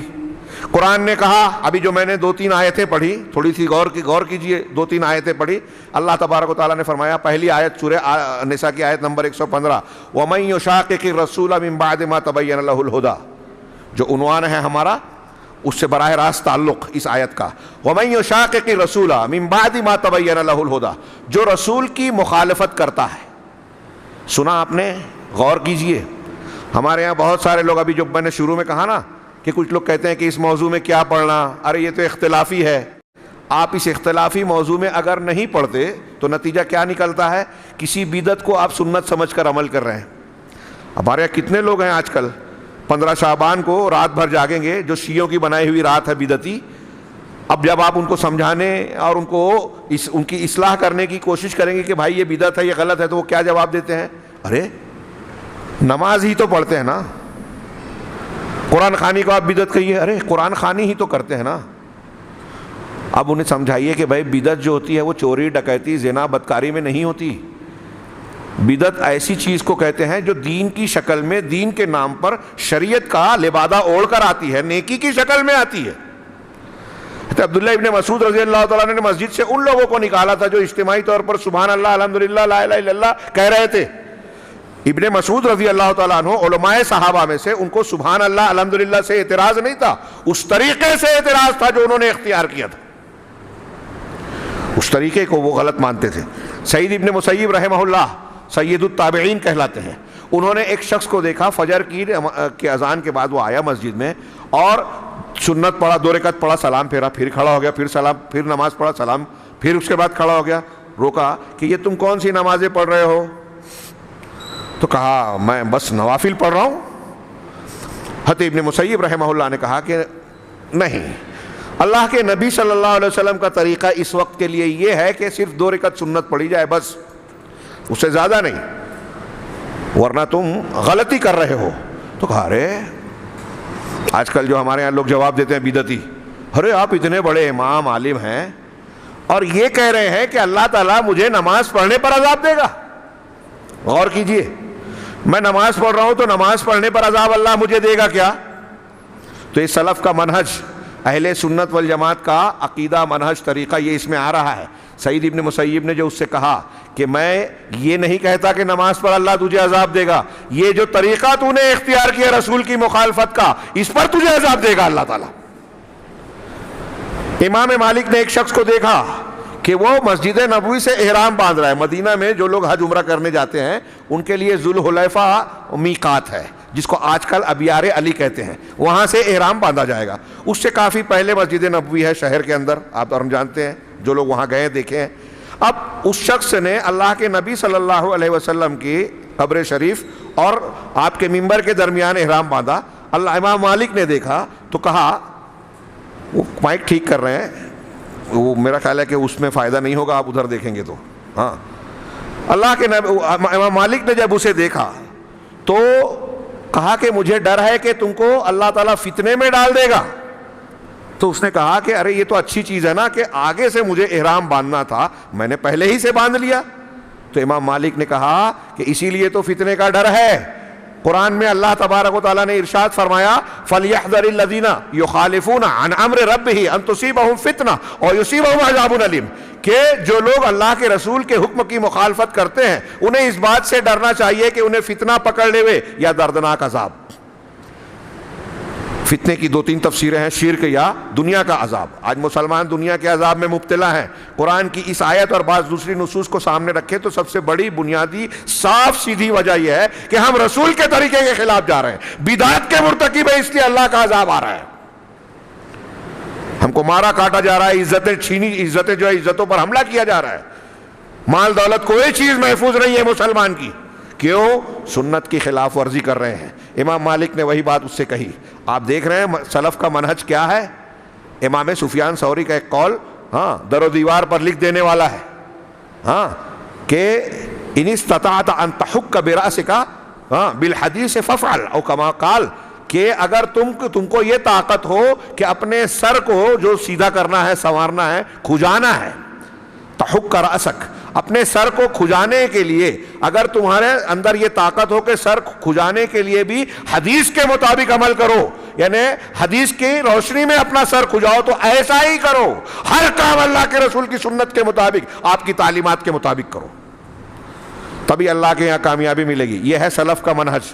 تو یہی قرآن کی آیت کہہ رہی ہے، میں آیت پڑھ رہا ہوں، غور سے سماعت فرمائیں۔ یہاں فرقہ ناجیہ کا اصول ضابطہ کیا ہے رب العالمین نے بیان کیا، وَمَن يُشَاقِقِ الرَّسُولَ مِن بَعْدِ مَا تَبَيَّنَ لَهُ الْهُدَىٰ، جو رسول کی مخالفت کرتا ہے بعد اس کے کہ اس کے لیے ہدایت واضح ہو گئی، قرآن حدیث سامنے آ گیا کہ یہ اللہ کا کلام ہے، یہ رسول کی سنت ہے۔ اب ایسا جاننے کے بعد کوئی رسول اللہ صلی اللہ علیہ وسلم کی مخالفت کر رہا ہے، یہ رسول نے تعلیم دی ہے ہم کو، مائیں بہنیں سن رہی ہیں تو میں ان کو کہوں، جیسے مثال کے طور پہ قرآن میں اور حدیث میں کہ 4 شادیوں کی اجازت ہے۔ اب میں اگر اس کو ذکر کرتا ہوں یا کوئی عالم کہتا ہے یا کوئی کرنے کی بات کرتا ہے تو ہم اس کا مذاق اڑاتے ہیں، مخالفت کرتے ہیں۔ یہ ہندوانہ تہذیب و ثقافت کا اثر ہے۔ ہم کریں نہ کریں یہ دوسری بات ہے، لیکن اللہ اور رسول اللہ صلی اللہ علیہ وسلم نے جس چیز کی اجازت دی، رسول اللہ صلی اللہ علیہ وسلم نے جس پر عمل کیا، کوئی مسلمان یہ کہہ سکتا ہے کہ وہ چیز بری ہے، گندی ہے، خراب ہے؟ بتائیے۔ اگر کوئی ایسا کرے گا، آپ نواقض ایمان، ایمان کو توڑ دینے والی چیزیں، نفاق اور کفر کی قسمیں پڑھیے آپ عقیدے کی کتابوں میں، تو ایک چیز ملے گی آپ کو کہ رسول اللہ صلی اللہ علیہ وسلم نے جو تعلیمات پیش کی ہیں ان میں سے کسی کو ناپسند کرنا، کسی چیز سے نفرت کرنا، اسلام سے ہم کو اور آپ کو خارج کر دے گا۔ میری مائیں بہنیں غور سے سنیں جو میں بیان کر رہا ہوں، کہ اگر آپ رسول اللہ صلی اللہ علیہ وسلم کی تعلیمات میں سے کسی تعلیم کو برا سمجھیں گے، اگر اللہ اور رسول کی تعلیم ہے اس کو آپ نفرت کی نگاہ سے دیکھو گے تو آپ کافر ہو سکتے ہو۔ چھوٹی موٹی بات نہیں ہے، کرنا نہ کرنا ہمارے حالات اس کی اجازت دیتے ہیں یا نہیں دیتے ہیں۔ ہمارا شوہر ہمارے سماج میں اس پر عمل ہوگا تو اس کے تقاضوں کو، اس کی شرائط کو پورا کریں گے کہ نہیں کریں گے، یہ آگے کی بات ہے۔ لیکن فی نفس ہی جو سنت کا طریقہ اور قرآن و حدیث کی تعلیم ہے اس میں سے کسی بھی چیز کو برا نہ سمجھیے۔ آپ ٹی وی چینل پہ جائیں، نوجوانوں، آپ سے کوئی سوال کرے کہ ارے مسلمانوں میں تو یہ ہے، تو ڈرنے کا نہیں، عام زبان میں بول رہا ہوں، دباؤ کا شکار نہیں ہونا، مروب نہیں ہونا، کتنا بڑا بھی مجمع ہو، کیسی بھی محفل ہو، ٹی وی چینل ہو، سب اکٹھا ہو، آپ اکیلے ہو، لیکن اگر آپ کو یہ بات معلوم ہے کہ میں جو بات مان رہا ہوں یا جو بات پیش کر رہے ہیں وہ اللہ تعالیٰ نے بیان کی ہے، رسول اللہ صلی اللہ علیہ وسلم کی سنت ہے، تو بلا جھجک بغیر کسی سے ڈرے ہوئے کھل کر اپنے یقین کے ساتھ کہیے کہ ہاں میں یہ مانتا ہوں اور یہی صحیح ہے۔ آپ ثابت کر پائے یا نہ کر پائے یہ 2 نمبر کی بات ہے، میں ایسا مانتا ہوں کہ یہی صحیح ہے اور ایسا ہی ہے۔ جو رسول کی سنت ہے وہ عقلی اعتبار سے، فطری اعتبار سے، سائنسی اعتبار سے سب سے زیادہ مفید چیز ہے۔ ان ھذا القرآن یہدی للتی ہی اقوم، قرآن کی جو تعلیم ہے وہ سب سے درست اور سب سے بہتر ہے، یہ ہمارا عقیدہ ہونا چاہیے۔ اللہ کے نبی صلی اللہ علیہ وسلم اور صحابہ کرام نے جو طریقہ، عقیدہ، منہج، اصول، ضابطہ بیان کیا ہے وہی حق ہے، اس سے انحراف بدعت ہے، خرافات ہے، گمراہی ہے۔ یہ ہمارا عقیدہ دماغ میں بٹھا لیجئے، یہ بات اصولی باتیں ہیں یہ۔ تو اللہ نے فرمایا کہ جو رسول کی مخالفت کرے ہدایت کے واضح ہو جانے کے بعد، وَيَتَّبِعْ غَيْرَ سَبِيلِ الْمُؤْمِنِينَ، اور مومنین کے راستے سے ہٹ کر کسی دوسرے راستے کی پیروی کرتا ہے۔ غور سے سنیے، مومنین کے راستے سے، یہ کون کہہ رہا ہے؟ رب العالمین۔ سورہ نساء کی آیت نمبر 115 جا کے ترجمہ ضرور پڑھیے گھر پہ، کہ جو رسول کی، جو ہدایت کے واضح ہو جانے کے بعد رسول کی مخالفت کرے یعنی سنت کے خلاف جائے، ایک بات، اور مومنین کے راستے سے ہٹ کر دوسرے راستے کی پیروی کرے۔ اب جس وقت قرآن نازل ہوا، میں سب سے سوال کر رہا ہوں، جس وقت قرآن نازل ہوا اس وقت تو مومنین کون تھے؟ جی ہاں، صحابہ کرام۔ اس وقت مومنین کون تھے؟ صحابہ کرام۔ اور قرآن کیا کہہ رہا ہے کہ مومنین کے راستے کے خلاف جو جائے، اس سے راستے سے ہٹ کر دوسرا راستہ اختیار کرے، تو اس کے بارے میں اللہ نے کیا کہا آیت میں آگے؟ نُوَلِّهِ مَا تَوَلَّى، ہم اسے اسی راستے پر پھیر دیں گے جس کی طرف اس نے رخ کیا، وَنُصْلِهِ جَهَنَّمَ، اور پھر اسے جہنم میں جھونک دیں گے، وَسَاءَتْ مَصِيرًا، اور یہ بہت برا ٹھکانہ ہے۔ قرآن نے کیا کہا؟ رسول کی مخالفت اور صحابہ کی مخالفت۔ مومنین کی جگہ میں وضاحتاً کہہ رہا ہوں، اس وقت کے مومنین جو تھے وہ صحابہ تھے۔ صحابہ کرام کی مخالفت کرنے والا اللہ کی اس وعید کا مستحق ہے کہ وہ جہنم میں جائے گا۔ ہمارے ہاں آج کل کچھ لوگ سوال اٹھاتے ہیں، صحابہ کرام پر کیچڑ اچھالتے ہیں روافظ اور شیعوں سے متاثر ہو کر۔ پاکستان کا ایک صحابہ، میں اکثر نام جان بوجھ کر لیتا ہوں تاکہ نوجوان جو ہے وہ صرف اشاروں کو نہیں سمجھ پاتے، مرزا غلام انجینئر ہے، اور یہاں ہندوستان کے کچھ ہیں، اور کوئی کچھ اور بھی ایسے نام ہیں جو صحابہ کرام کی شان میں گستاخیاں کر رہے ہیں، کیچڑ اچھالتے ہیں، کچھ تاریخی واقعات سچے جھوٹے پیش کر کے، جبکہ قرآن و حدیث نے صحابہ کرام کی تعدیل فرمائی، ان کے ایمان کو دوسروں کے لیے معیار مقرر کیا۔ سورہ بقرہ میں آیت ہے فَإِنْ آمَنُوا بِمِثْلِ مَا آمَنْتُمْ بِهِ فَقَدْ اهْتَدَوْا، اگر لوگ بھی ویسے ہی ایمان لے آئے جیسے تم نے ایمان لایا۔ اب تم اللہ تعالیٰ کس سے کہہ رہا ہے؟ جیسے یہاں میں نے کہا کہ اس وقت تو مومنین صرف صحابہ کرام تھے، ویسے اس آیت میں، قرآن کی سورہ بقرہ کی آیت میں اللہ تعالیٰ کہہ رہا ہے کہ جیسے تم فَإِنْ آمَنُوا بِمِثْلِ مَا آمَنْتُمْ بِهِ، جیسے تم ایمان لائے اگر لوگ بھی ویسے ہی ایمان لے آئے، فقد اہتدوا، تو وہ ہدایت یاب ہو جائیں گے۔ یہاں کس کے ایمان کو اللہ تعالیٰ نے معیار قرار دیا؟ صحابہ کو، کہ اے صحابہ کرام تم لوگ جیسے ایمان لائے ہو، اگر دوسرے لوگ بھی ویسے ہی ایمان لے آئیں تو ہدایت والے ہو جائیں گے۔ اس کا مطلب اللہ تبارک تعالیٰ صحابہ کرام کے ایمان کو قابل قبول، معیار اور اپنا پسندیدہ اور مقبول قرار دے رہا ہے۔ اب قیامت تک کے انسانوں کے لیے یہ قرآن کا فرمان، ایک ارشاد ہے کہ صحابہ کا ایمان اللہ کے یہاں مقبول ہے، اور ایک انسان کو ویسے ایمان لانا ہے جیسے صحابہ لائے تھے، تبھی ہدایت والا ہوگا۔ اس کا مطلب اس ایمان سے ہٹے تو ہدایت نہیں رہے گی۔ یہاں اس آیت میں بھی کہا کہ مومنین کے راستے کے خلاف جو جائے گا، اس آیت کے بنیاد پر امام شافعی کہتے ہیں کہ اگر صحابہ کرام کسی مسئلے پر متفق ہو گئے تو یہ اجماع ہے، دلیل ہے قرآن کی اس آیت کی روشنی میں۔ صحابہ نے جو متفقہ طور پر قبول کیا ہے وہ غلط ہو ہی نہیں سکتا، اس کی مخالفت کرنے والا جہنم کے راستے پر گمراہ ہے۔ اب صرف یہ ایک معیار ابھی رکھیے، میری کچھ باتیں آگے جو آئے گی شاید یہ جملہ میں بھول جاؤں۔ اس ایک معیار کو سیدھی سمپل کو سامنے رکھیے کہ صحابہ کرام کے ایمان کو اللہ تبارک و تعالیٰ نے سچا مقبول ایمان قرار دیا، وہ ہدایت پر تھے، ان کے راستے کی مخالفت کرنے والے، ان کے راستے سے ہٹ کر راستہ چلنے والوں کو جہنم کے راستے میں جہنم میں جانے والا قرآن کہہ رہا ہے۔ اب بتائیے کہ جو عقیدہ صحابہ کا نہیں ہے اگر ہم وہ اختیار کریں، جو مسلک صحابہ کا نہیں ہے اس مسلک سے جڑیں، چشتی، قادری، نقشبندی، سہروردی، فلاں بزرگ، فلاں بابا، وہ ہوا میں اڑتے تھے، وہ پانی پہ چلتے تھے، وہ کرامت کھیلتے تھے، وہ آگ میں بیٹھ کر ہنسی مذاق کرتے تھے، وہ عشاء کے وضو سے فجر کی نماز 40 سال تک پڑھے، 80 سال تک پڑھے، پوری زندگی پڑھے، زندگی میں ایک ہی وضو کر کے دوبارہ کبھی کیا ہی نہیں، مان لیا۔ ان کے پیچھے چلنا ہمارے پاس کوئی دلیل ہے کہ ہم اس کے پیچھے چلیں گے؟ اگر کوئی اس طرح بزرگان دین کی کرامتیں بیان کرتا ہے تو صحیح اور غلط بات کی بات ہے۔ پہلا سوال یہ ہے کہ اگر آپ نے بیان بھی کیا تو کیا ایسی کرامات کے ظہور ہو جانے کے بعد کسی بزرگ، کسی بابا، کسی پیر، کسی شیخ کے بارے میں ہم یہ عقیدہ رکھ سکتے ہیں کہ وہ رسول اللہ صلی اللہ علیہ وسلم اور صحابہ کے طریقے کا مقام اس کو حاصل ہو گیا، اب اللہ کے رسول اور صحابہ کے طریقے کو چھوڑ کر فلاں پیر صاحب کے طریقے پر چلیں، فلاں بابا کے طریقے پر، امام کے طریقے پر، ہوا میں اڑ رہے ہیں، پانی پہ چل رہے ہیں، ان کے طریقے پہ چلیں تو ہم نجات پا جائیں گے؟ ایسی کوئی دلیل آپ کے پاس ہے؟ اللہ نے رسول کے بارے میں کہا جو دے دے لے لو، جس سے منع کر دے رک جاؤ۔ رسول کے بارے میں کہا کہ اللہ کی اطاعت کرو، رسول کی اطاعت کرو۔ یہاں کہا کہ اگر نجات پانا ہے تو وہی طریقہ اختیار کرنا ہوگا جو اللہ کے رسول کا اور آپ کے صحابہ کا تھا، آپ کے شاگردان کا تھا۔ اب اس طریقے سے ہٹانے کے لیے فلاں بابا، فلاں امام کی شان تو ایسی تھی، وہ ہوا میں اڑتے تھے، وہ کرامت کھیلتے تھے۔ ہندوستان پاکستان کا یہ موڈ مزاج ہے، ہاں کسی کی کوئی فضیلت اور کرامت آج بتا بھی دے، میں اگر کہتا ہوں کہ وہ صحیح بھی ہوں، پہلی بار تو یہی کوئسچن مارک ہے کہ جو بیان کیا جاتا ہے وہ کیسی ہیں، اس میں سے بہت سی ایسی ہیں جو من گھڑت ہیں، قرآن و حدیث کے مضمون کے خلاف ہیں۔ ہاں ابھی ہم اس پر گفتگو نہ کرتے ہوئے بھی یہ کہنا چاہتا ہوں میں کہ تھوڑی دیر کے لیے بزرگان دین کی اس بزرگی کو مان لیں جو لوگ بیان کرتے ہیں، لیکن کوئی بھی دنیا کا بڑے سے بڑا بزرگ اللہ کے نبی صلی اللہ علیہ وسلم کی حیثیت، مقام، منصب نہیں حاصل کر سکتا۔ ارے ان بزرگوں کی بات چھوڑیے، آپ نے تو صاف صاف فرما دیا کہ اگر موسیٰ بھی زندہ ہوتے تو میری اتباع کے بغیر چارہ کار نہیں ہوتا۔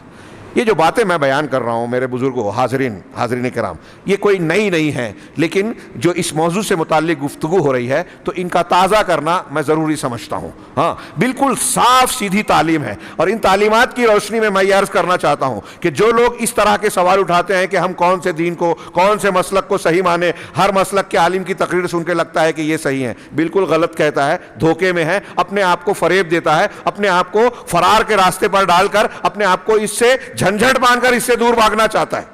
یہی تو امتحان ہے اللہ تبارک و تعالیٰ کا۔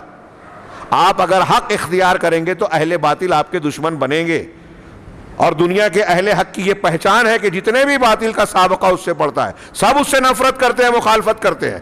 اور آج پوری دنیا میں روئے زمین پر آپ دیکھیں گے کہ اہل الحدیث، اہل السنہ والجماعہ، سلفی جماعت ایسی ہے جس کے دوسرے مذاہب کے لوگ بھی دشمن ہیں، اور اس مذہب کے بھی جو گمراہ فرقے، بدعتی فرقے ہیں، وہ بھی ان کو نشانہ بناتے ہیں، کوئی نہیں چھوڑتا۔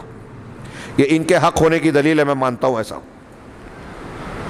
کہ جب سچے ہیں تو جن کے یہاں جھوٹ ہے، جس قدر جھوٹ ہوگا وہ اہل صدق و صفا سے بغض رکھیں گے، مخالفت کریں گے، کیونکہ انہیں اس سے خطرہ محسوس ہوگا۔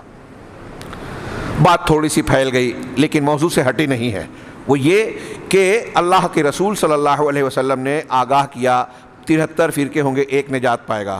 اللہ تبارک و تعالیٰ نے آگاہ کیا کہ بہت سے لوگ ایسے پیدا ہوں گے جو متشابہ آیات کو کے پیچھے پڑیں گے، ان سے بچنا رسول اللہ صلی اللہ علیہ وسلم نے کہا۔ پھر رسول اللہ صلی اللہ علیہ وسلم نے ہم کو یہ بتایا کہ میری امت سے کچھ لوگ ایسے پیدا ہوں گے۔ ابھی ہمارا ایک سلسلہ مالیگاؤں میں چل رہا ہے، آپ یوٹیوب پہ دیکھیں گے، شبہات کے فتنے، وہاں میں نے 20 حدیثیں پیش کی کتاب کو سامنے رکھ کے کہ خارجیوں کا تذکرہ کیا اللہ کے نبی صلی اللہ علیہ وسلم نے کہ خوارج پیدا ہوں گے۔ ان کے بارے میں کہا کہ یہ ایسے لوگ ہوں گے کہ تم ان کی نماز، صحابہ سے کہا کہ ان کی نمازوں کو دیکھو گے تو ان کی نماز کے سامنے اپنی نماز کو کمتر سمجھو گے، ان کے روزے کے سامنے اپنے روزے کو کم سمجھو گے، ان کی تلاوت و قرأت کے سامنے اپنی قرأت کو ہلکا اور کمتر سمجھو گے۔ سوچئے، غور کیجئے، بہت غور سے، نوجوان خاص طور سے سنیں، جو یوٹیوب چینل پہ کسی کے فالوورز کی تعداد دے کر کہہ رہے تو اس کے تو اتنے لاکھ فالوورز ہیں، لائک کرنے والے ہیں، ان کے پیچھے بھاگنے لگتے ہیں۔ کسی کے ظاہر سے دھوکہ نہیں کھانے کا، یہ اللہ کے رسول بتا رہے ہیں ہم کو کہ ان کی نماز، آج تھوڑی دیر کے لیے سوچئے کہ میں جو نماز پڑھتا ہوں کم ہے، اور کوئی آدمی مجھ سے بہت زیادہ نمازیں پڑھ رہا ہے تو میں اس کی عزت کروں گا؟ اس کو اچھا سمجھوں گا، اس کا روزہ تمہارے روزے اس کے سامنے حقیر معلوم ہوں گے، وہ قرآن جیسے پڑھیں گے تمہاری تلاوت کم یہ نبی صلی اللہ علیہ وسلم نے فرمایا، بخاری مسلم اور دوسری ساری حدیث کی کتابوں میں اس معنی کی حدیثیں ملے گی آپ کو۔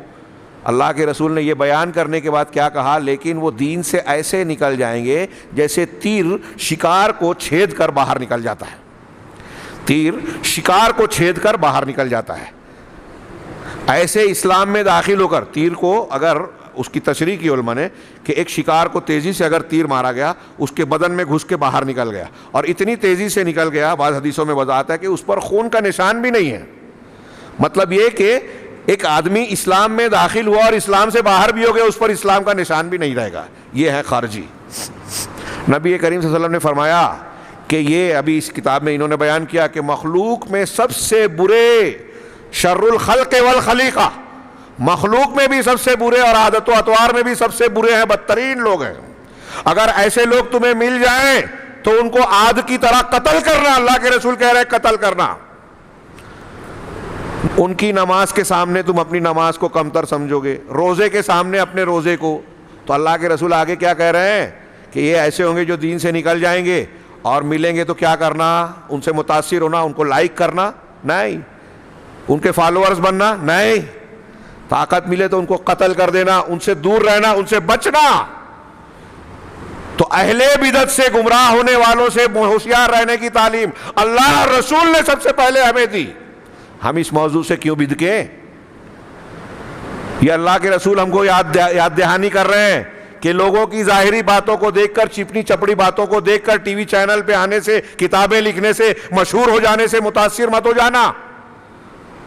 ارے وہ نماز خوب پڑھتے ہیں تو وہ نماز دیکھ کر دھوکہ نہیں کھانا، یہ دیکھنا کہ ان کا منہج کیا ہے، یہ دیکھنا کہ ان کا عقیدہ کیا ہے۔ اب اگر منہج اور عقیدہ صحیح نہیں ہے تو پھر موافقت اور مخالفت کا سوال ہی نہیں ہے۔ یہاں میں ضمناً بیان کر دوں کہ آج آپ دیکھیے عالم اسلام میں، سوشل میڈیا پر، اخبارات میں، تقریروں میں، سعودی عرب کو سب سے زیادہ نشانہ بنایا جاتا ہے، دوسروں کو چھوڑیے، مسلمانوں میں خاص طور سے تحریکی آج سب سے سر فہرست ہے۔ یہاں شیخ دکتور مدخلی نے اس میں بیان کیا، اس کتاب میں سلسلہ وار بیان کیا کہ اللہ کے نبی صلی اللہ علیہ وسلم نے جو ارشاد فرمایا تھا کہ میری امت کا ایک گروہ ہمیشہ حق پر قائم رہے گا، ان کی مخالفت کرنے والے، ان پر اعتراض کرنے والے، ان کی مدد چھوڑنے والے، ان کو کچھ بھی نقصان نہیں پہنچا سکیں گے، کچھ بگاڑ نہیں پائیں گے، یہاں تک کہ قیامت آ جائے گی۔ تو اللہ کے رسول نے فرمایا کہ ایک گروہ اور طائفہ ہمیشہ حق پر قائم رہے گا۔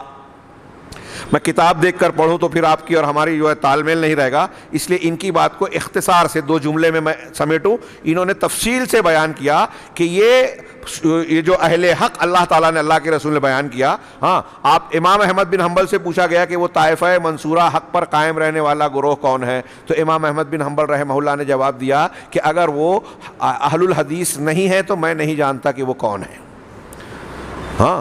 ابن مدینی رحمہ اللہ امام بخاری کے استاذ ہیں، ان سے امام بخاری نے اس حدیث کی شرح پوچھی کہ بھائی آپ نے یہ حدیث پڑھی کہ ایک گروہ حق پر قائم رہنے والا ہے، تو آپ وہ کس کس گروہ کو سمجھتے ہیں؟ تو انہوں نے کہا ہم اہل الحدیث۔ یہی بات امام بخاری کہتے ہیں، یہی بات امام ترمذی نے امام بخاری سے نقل کی، یہی بات عبداللہ ابن مبارک رحمہ اللہ کہتے ہیں، یہی بات شیخ ابن باز کہتے ہیں، اور آج کے تمام علماء اہل سنت میں جو کبار ہیں وہ کہتے ہیں کہ اس کے مصداق اہل الحدیث ہیں۔ یہ اہل الحدیث کسی خاص جگہ رہنے والا کوئی طبقہ نہیں ہے، یہ اہل الحدیث جیسا کہ ہمارے یہاں اہل حدیث اور مقلدین کا جب جھگڑا ہوتا ہے تو اہل الحدیث کا رد کرتے ہوئے مقلدین یہ کہتے ہیں کہ اہل الحدیث جو کتابوں میں کہا گیا ہے اس سے مراد محدثین ہیں۔ تو بتائیے کہ کیا امام احمد بن حنبل یہ کہہ رہے ہیں کہ طائفہ منصورہ حق پر قائم رہنے والا گروہ محدثین کا ہے، جو فن حدیث کو سیکھنے سکھانے والا ہے وہی ہے؟ تو ایسے کتنی تعداد ہے آج کی؟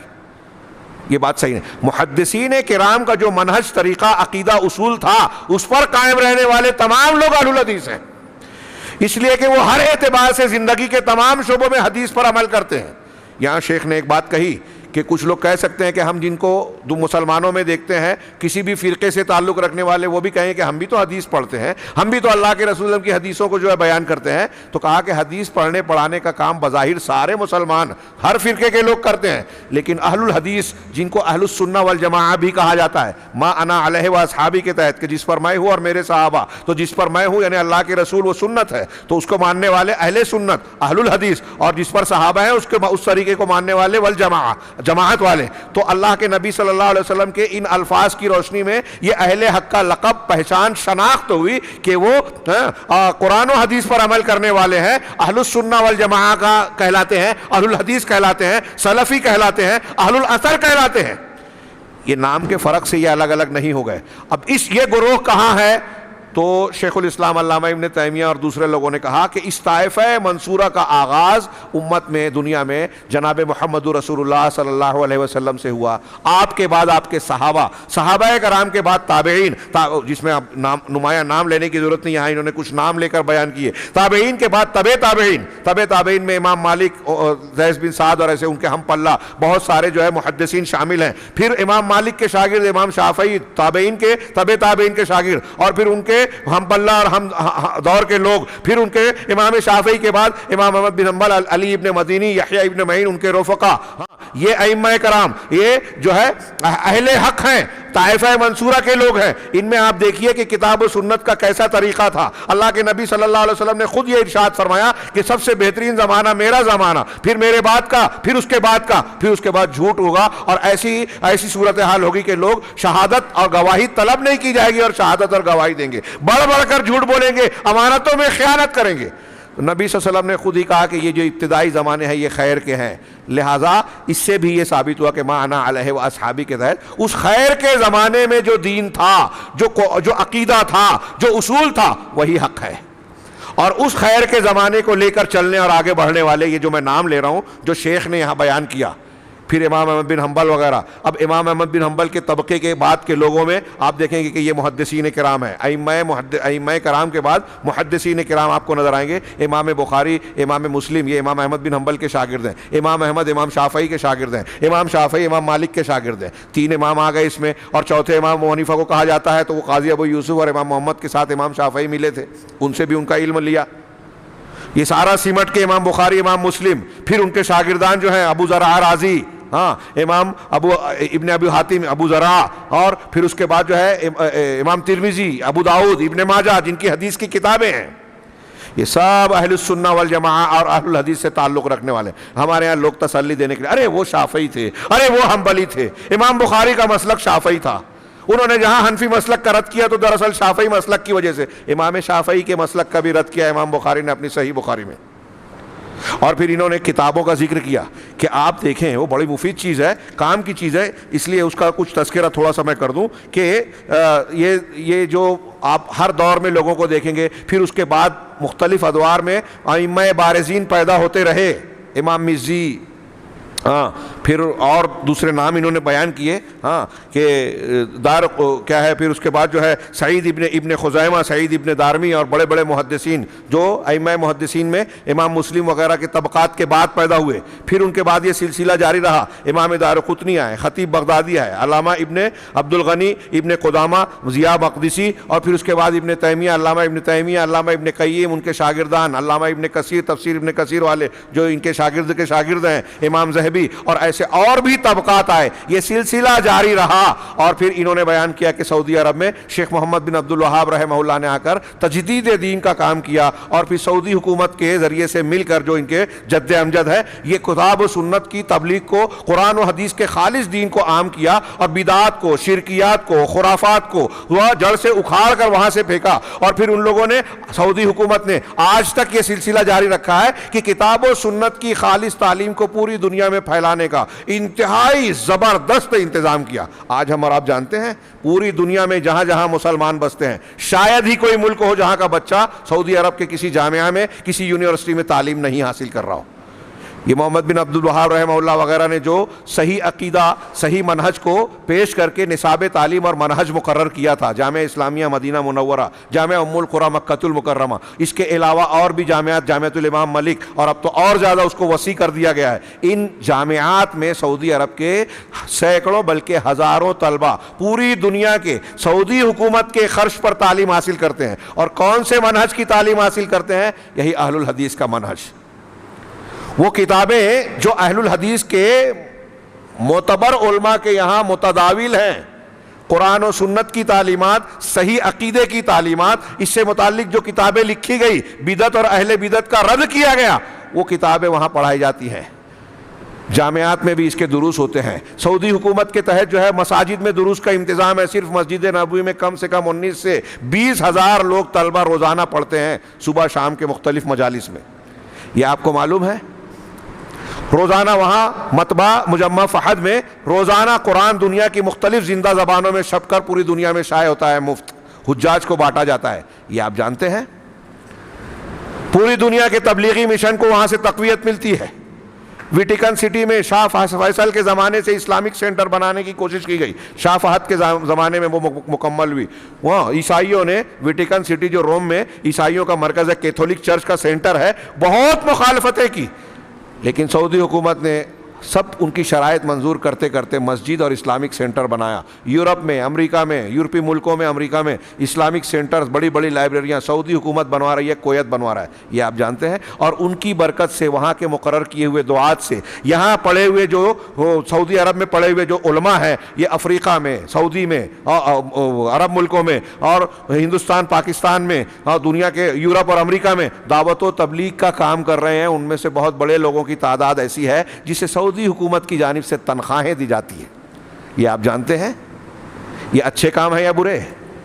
یہ سلسلہ اس مبارک کوشش کا تسلسل ہے کہ ایک گروہ حق پر قائم رہے گا اور اس کی دعوت و تبلیغ کا کام انجام دے گا۔ ظاہر سی بات ہے کہ یہ حق پر قائم رہنے والا گروہ وہی ہوگا جو اللہ کے نازل کیے ہوئے دین کو پڑھے گا، پڑھائے گا، سیکھے گا، عمل کرے گا، اس کو پھیلائے گا، اس کی مخالفت کرنے والوں کا رد کرے گا، اہل بدعت سے ہاتھ نہیں ملائے گا بدعت میں۔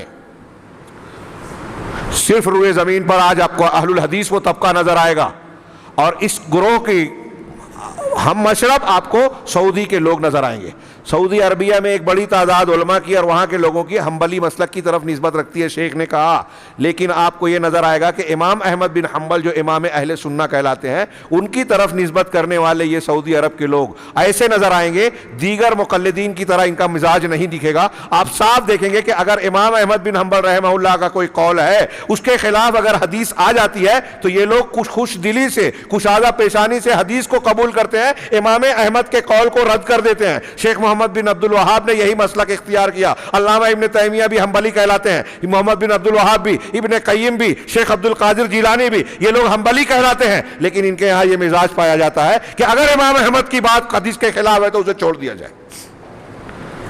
اور آج وہی مزاج یہ سلفی منہج کا، اہل الحدیث کا اور حنابلہ کا ایک جیسا ہے، اور یہ مسلکی توافق اور منہجی موافقت کی بنیاد پر ایک دوسرے سے جو تعلق ہے، اس پر لوگ تانا تکستے ہیں کہ ارے یہ ان کے ریال کو کھا کر ان کی گاتے ہیں، ان کی تعریف کرتے ہیں۔ جی نہیں، ریال کی دوستی نہیں ہے، مادی دوستی نہیں ہے۔ جب سعودی عرب میں تیل نہیں نکلا تھا تو دنیا کے، اور اس میں ہندوستانی اہل الحدیث اور اہل حدیث جماعت تھی جو سعودی عرب کی مدد کرتی تھی، یہاں سے چندہ جمع کر کے وہاں مدد بھیجتی تھی، کھانے پینے کا سامان بیچتی تھی۔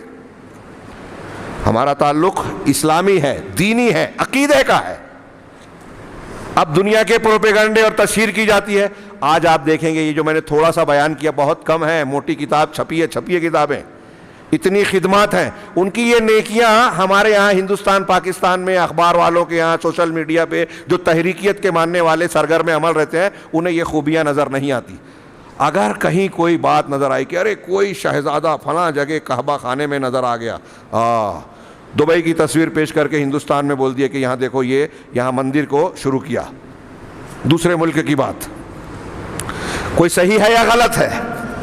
اگر اہل حق منہج صحیح کے ماننے والوں سے، میں نے اس سے پہلے کئی دروس میں یہ بات کہی ہے، نوجوان دھیان دیں کہ اگر اہل حق سے کوئی خطا غلطی ہو جائے تو اس کو اوپن کر کے اس کی مخالفت نہیں کی جائے گی، ان کی غلطی کو غلطی کرنے کے باوجود ان کا ساتھ دیا جائے گا۔ ان کو بدنام نہیں کیا جائے گا. اور اہل باطل اور اہل بدعت، ان سے ہم کو ان کی بدعت کی وجہ سے مخالفت کرنی ہے. اب ان کے پاس اگر کوئی صحیح کام ہے تو اس صحیح کام کی حد تک ہم اس کو صحیح کہیں گے، لیکن اس سے موافقت ہاتھ نہیں ملائیں گے. اب یہاں ہم دیکھتے ہیں کہ جو تحریکیت کے ماننے والے اخوان المسلمین، قبر پرست بریلوی حضرات، فلاں اور فلاں، یہ اہل الحدیث سے، سعودی حکومت سے منہج کا اختلاف رکھنے کی وجہ سے نفرت کرتے ہیں. یہ اختلاف اصل میں کیا ہے؟ منہجی ہے، عقیدے کا ہے. لیکن اس کو نکالتے کہاں ہیں؟ سیاسی امور میں. ارے دیکھیے ایسا ہو گیا، وہ دیکھیے سعودی عرب جو ہے وہ امریکہ سے بات کر رہا ہے. اب ہمارے ہاں جو تحریکی جماعت اسلامی کے اور اس قسم کے لوگ جو ہیں، ہاں، قطر کی موافقت کرتے ہیں، ترکی کی موافقت کرتے ہیں. یہ لوگ قبر پرستوں کی، صوفیوں کی موافقت کرتے ہیں. بات میری تھوڑی پھیل گئی. اس میں شیخ کی جو باتیں تھی وہ قابل ذکر تھی کہ اہل باطل کا جو ساتھ دے گا وہ اہل حق کہلا سکتا ہے. روافض شیعہ جو صحابہ کرام کو گالیاں دیتے ہیں، جو قرآن کو نہیں مانتے، جو ہمارے صحابہ کرام جو دین کی بنیادیں ہیں ان کو کافر کہتے ہیں، ان پر لعنت بھیجنا جو ان کے یہاں عبادت ہے، یہ ہمارے تحریکی ان کا ساتھ دیتے ہیں. جماعت اسلامی ہو، اخوان المسلمین کے لوگ ہوں. ہاں، سید قطب کے تعلق سے آگے جو ہے میں کچھ اقتباسات پڑھنا چاہوں گا اس میں سے. ہاں، تو یہ لوگ کیا اہل حق ہو سکتے ہیں؟ اور یہ جو ساتھ دے رہے ہیں، جو آج دنیا میں یہ طریقہ اختیار کیا گیا کہ سعودی حکومت اہل الحدیث کی مخالفت کی جا رہی ہے اور اہل باطل کی موافقت کی جا رہی ہے. داعش پیدا ہوئے، فوراً الزام لگا دیا کہ داعش اہل حدیث ہے، جبکہ وہ لوگ اگر آپ کھنگالیں گے تو پہلے دن سے یہ نظر آتا تھا کہ یہ مسلمانوں کے خلاف ایک سازش کا حصہ ہیں. اس کو امریکہ، برطانیہ، موساد جو اسرائیل کی خفیہ ایجنسی ہے، ان لوگوں نے مل کر بنایا. اور اس میں خود ہیلری کلنٹن وزیر خارجہ رہتے ہوئے کہتی ہے کہ اس کو بنانے میں ہماری مدد اخوان المسلمین کے لوگوں نے کی ہے. یہ میں نہیں کہہ رہا ہوں، یوٹیوب پہ، یہ یوٹیوب چینل پہ یہ بیان پہلے موجود تھا، جس وقت میں نے خود دیکھا تھا اور کوٹ کیا تھا 1.5-2 سال پہلے. ہیلری کلنٹن کہہ رہی ہے، اور دوسرے ایسے بہت سارے ثبوت و شواہد ہیں. اس میں اہل الحدیث نہیں تھے، اس میں خارجی تھے، اس میں شیعہ تھے، اس میں دروز تھے، باطنی فرقے کے تھے. بیان میڈیا میں یہ دیا جاتا ہے کہ یہ اہل حدیث ہے، یہ محمد بن عبد الوہاب اور ابن تیمیہ کی کتابوں کو پڑھنے والے ہیں. جبکہ جب چھانا بینا گیا تو القاعدہ کے لوگ ہوں، داعش کے لوگ ہوں، ان کے پاس سے کتابیں ملی سید قطب کی، ان کے پاس سے کتابیں ملی تحریکی علماء کی، اہل حدیث کی نہیں ملی. یہ ان کو مانتے ہیں اور اہل حدیث علماء کو کا مذاق اڑاتے ہیں کہ یہ حیض و نفاس کے علماء ہیں، یہ حکومت کے اعلی کار ہیں، ایجنٹ ہیں، یہ زرخرید ہیں ان کے. اس قسم کے الزامات لگاتے ہیں. یہ جو طریقہ اختیار کرتے ہیں یہ بھی دراصل اہل حق اور فرقہ ناجیہ اور اس کے منہج اور طریقے سے ہٹنے کی ایک دلیل ہے اور اس کا ایک نتیجہ ہے کہ صحیح عقیدہ اور صحیح دین کو نہ جان کر ہم ان کی تائید کر رہے ہیں، ان کا ساتھ دے رہے ہیں جو حقیقت میں اہل باطل ہے، جو سچائی اور حق کے راستے پر ہیں ہی نہیں. ہم ان کا ساتھ اور ان کی رفاقت نبھانے کی بات کرتے ہیں. ہاں، میں اس کے کچھ اقتباسات پڑھنا چاہتا ہوں. یہاں اس تناظر میں یہ عرض کرنا چاہتا ہوں کہ اہل حق اور اہل باطل کی یہ پہچان ہمارے لیے قدم قدم پر ضروری ہے. اور یہ پہچان نہ ہونے کی وجہ سے جو میں نے تھوڑی سی باتیں پیش کی، آپ کو لگے گا کہ شاید موضوع سے ہٹ رہا ہوں، لیکن وہ اس سے جڑی ہوئی بات، ایک نتیجہ اور ایک انتہائی نازک بات، وہ یہ کہ ایسا نہ کرنے کی وجہ سے جو صورتحال بن رہی ہے اس نے مسلمانوں کو، اسلام کو اور حقیقی جو دعوت اسلامی ہے اس کو کمزور کر دیا ہے، اہل حق کو کمزور کر دیا.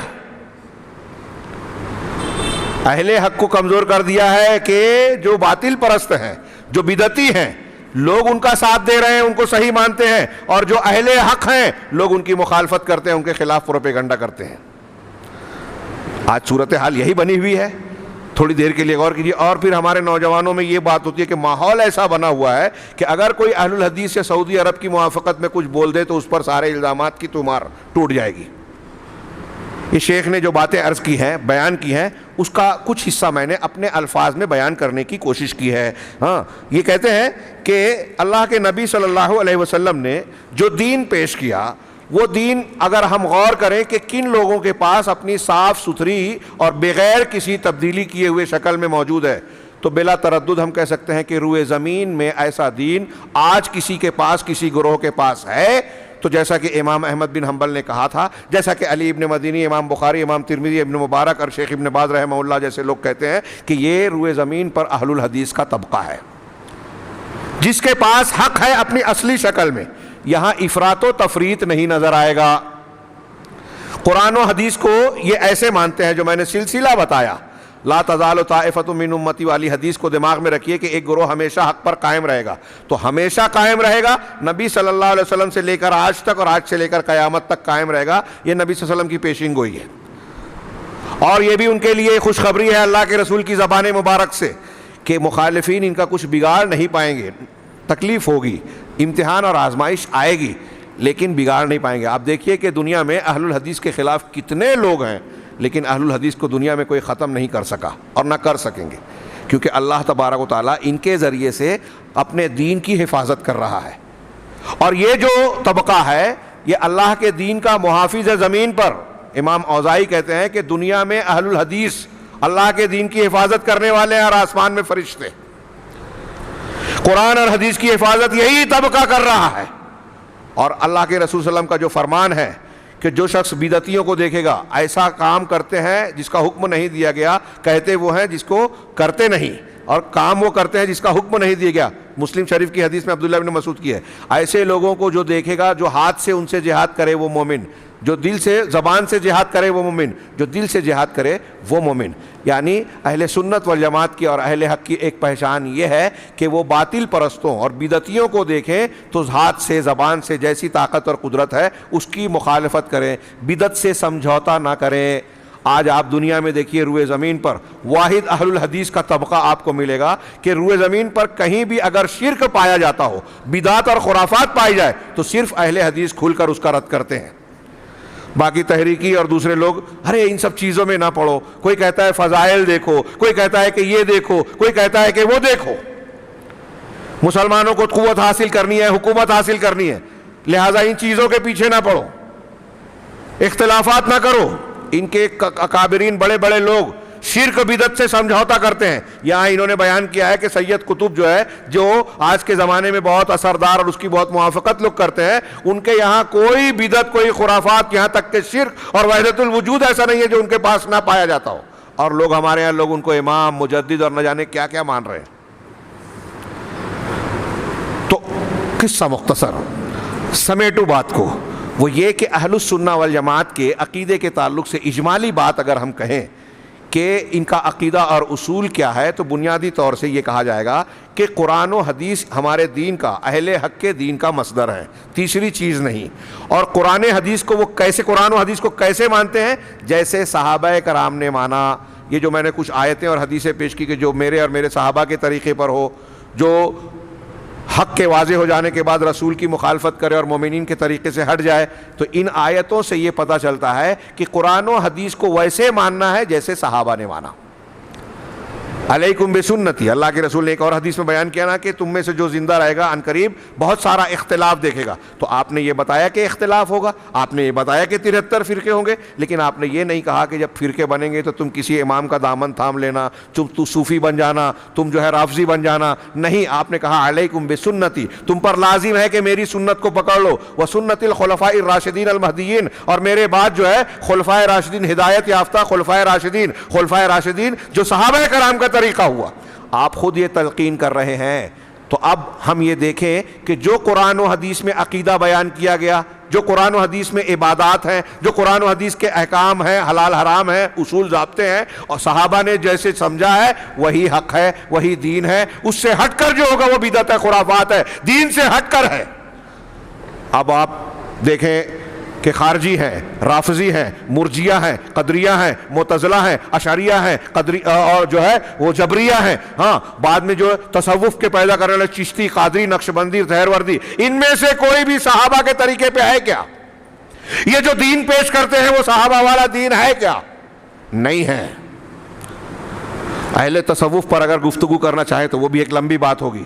ہاں، صوفیہ کے ہاں انتہائی سنگین قسم کے جو شرکیات پائی جاتی ہیں۔ وحدت الوجود کا عقیدہ، حضرت عیسیٰ کے اندر عیسائیوں نے مانا کہ اللہ تعالیٰ نے حلول کیا تو اللہ نے قرآن میں کہا کہ وہ کافر ہے۔ ہاں، یہ صوفی سب میں اللہ کو مانتے ہیں کہ دنیا کی ہر چیز میں اللہ تعالیٰ موجود ہے۔ یہ کتنے بڑے کافر ہوئے۔ یہ ہندوؤں کا عقیدہ ہے، شنکراچاریہ جو ان کی تاریخی شخصیت پہلی گزری ہے نا، اس نے اپنشد کی تشریح جو ہے اسی وحدت الوجودی عقیدے کی بنیاد پہ کی ہے، اور اسی اپنشد کی نظریے کے مطابق صوفیوں نے ابن عربی، حلاج، منصور ابن حلاج، ان لوگوں نے جو ہے اسلام میں جو ہے وحدت الوجود کے عقیدے کو پھیلا دیا، اور آج جتنے بھی تصوف کے سلسلے تقریباً سب حلول و اتحاد کو مانتے ہیں۔ انتہائی سنگین قسم کی گمراہی جو ہمارے ارد گرد پائی جاتی ہے، بہت سے لوگ آنکھ بند کر کے اسے سمجھتے ہیں کہ نیکی ہے اور دین سمجھ کر قبول کر رہے ہیں۔ ہاں ایسے لوگ جو اہل بدعت پائے جاتے ہیں، میں یہ عرض کر رہا ہوں کہ صحابہ کرام کو ہم دیکھیں کہ ان کا جو منہج اور مسلک ہے وہی عقیدہ ہے، وہی دین حق ہے، اہل سنت والجماعت کا طریقہ ہے، اور شاید بعد میں موقع نہ ملے۔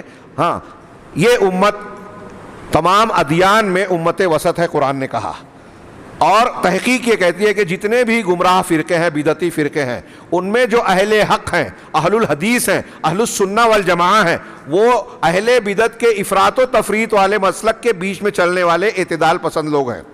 جیسے مثال کے طور پہ اللہ تبارک و تعالیٰ کے اسماء و صفات کے باب میں لیجئے کہ جو جہمیہ ہیں، معتزلہ ہیں، وہ اللہ تعالیٰ کے قرآن میں جو اسماء و صفات ہے اس میں انکار اور تعویل کرتے ہیں، رد کرتے ہیں۔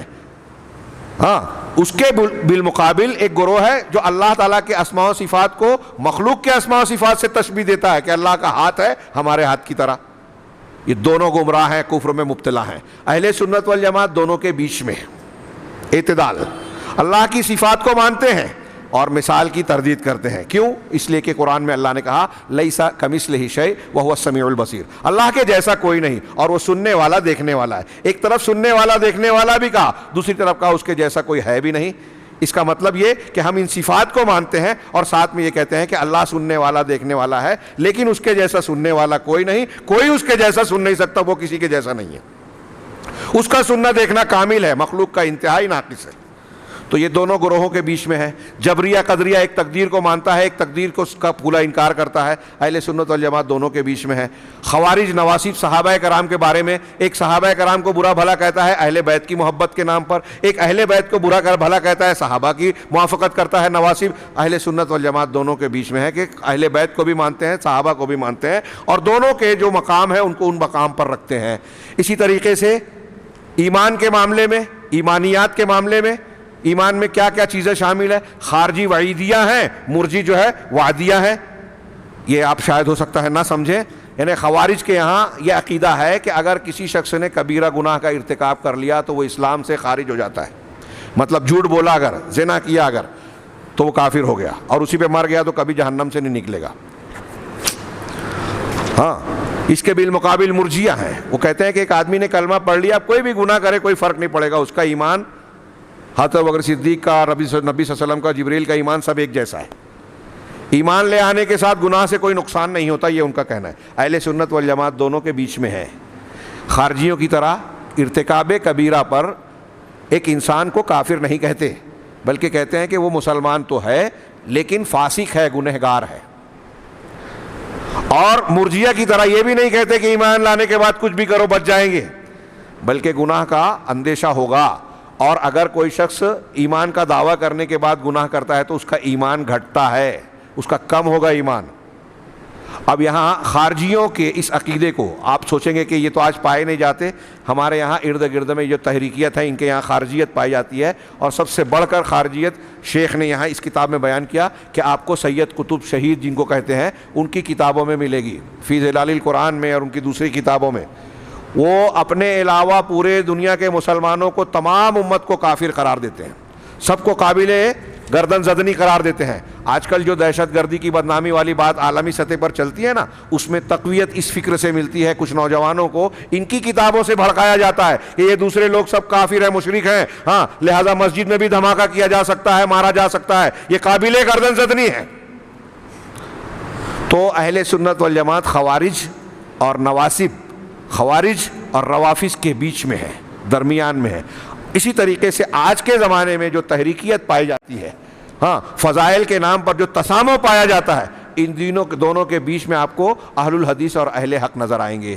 یہاں شیخ کے کچھ اقتباسات میں نقل کرنا چاہتا ہوں کہ انہوں نے یہ بیان کیا کہ ایک طرف یہ اہل حق اور اہل سنت والجماعت ہیں، دوسری طرف ہم دنیا میں دیکھتے ہیں کہ اہل بدعت ہیں۔ اہل سنت والجماعت کو جہاں یہ ضروری ہے کہ وہ اپنے حق پر قائم رہیں، ویسے ہی یہ ضروری ہے کہ اپنی طاقت کے مطابق اہل باطل کی تردید کریں۔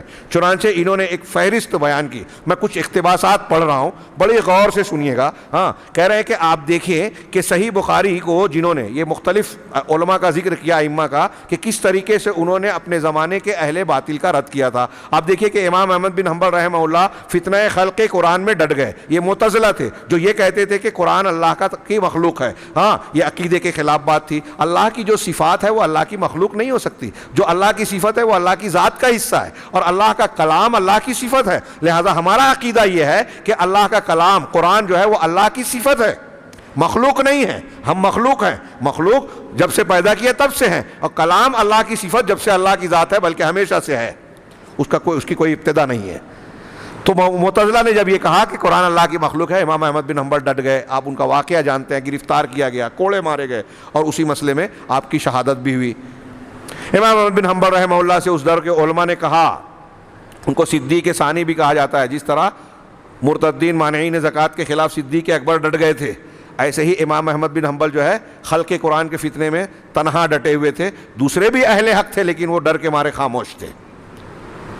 امام احمد سے جب کہا جاتا کہ مان لو نا، جان بچانے کے لیے تو کفر بھی زبان سے کہا جا سکتا ہے، تو امام احمد کیا کہتے تھے کہ مورخ جو ہے قلم دوات لے کر کھڑا ہوا ہے، اگر میں نے بھی مخالفت نہیں کی تو کل کا مورخ یہ لکھے گا کہ ایک زمانہ ایسا بھی آیا کہ پوری دنیا میں کوئی بھی حق کی آواز کو باطل کے سامنے جرأت سے پیش کرنے کے لائق نہیں تھا، کسی نے ایسا نہیں کیا، لہٰذا میں ایسا نہیں کر سکتا، اور یہ عظیمت کا پہلو ہے۔ تو کہا کہ اجازت تو ہے نا ایسی جو علماء جو تعویل کرتے، تو انہوں نے جواب دیا کہ اگر مجھ سے کوئی بات منوانی ہے تو ایتونی بشیء من کتاب اللہ اور سنت رسول۔ یہ اہل سنت والجماعت کا، اہل حق کا، فرقہ ناجیہ کا یہ اصول جو امام احمد بن حنبل بیان کر رہے ہیں کہ مجھ سے منوانا ہے تو اللہ کی کتاب کی کوئی دلیل لائیے یا سنت رسول کی۔ حسبنا کتاب اللہ و سنت رسول، ہمارے لیے اللہ کی کتاب اور اس کے رسول کی سنت کافی ہے۔ یہ ہمارا منہج ہے۔ اب ان لوگوں نے، امام احمد بن حنبل نے بھی کتابیں لکھی، باطلوں کا رد کیا۔ کتاب السنہ ان کی ایک کتاب ہے عقیدے کی، جس پر انہوں نے اس وقت کے باطل پرستوں اور انحراف اختیار کرنے والوں کا رد کیا۔ آگے کہتے ہیں کہ آپ آئیے دیکھیں صحیح بخاری کو، امام بخاری کی صحیح بخاری پڑھی پڑھائی جاتی ہے، آپ دیکھیں گے کہ اپنی کتاب کو کتاب و بدیل وحی سے شروع کیا، اور یہ بتایا کہ دین کی بنیاد وحی الہی پر قائم ہے۔ ہم جو دین مانتے ہیں یہ سارا کا سارا دین کہاں سے آیا؟ اللہ تبارک و تعالیٰ کی وحی کی بنیاد پر۔ اس کے بعد کتاب الایمان کو لائے، اس کے اندر ان تمام دلائل کو نقل کر دیا جو اہل سنت والجماعت کے حق میں ہیں، اور اہل بدعت پر حجت ہیں، بطور خاص مرجیہ پر جو ایمان کے سلسلے میں گمراہی کا شکار ہوئے۔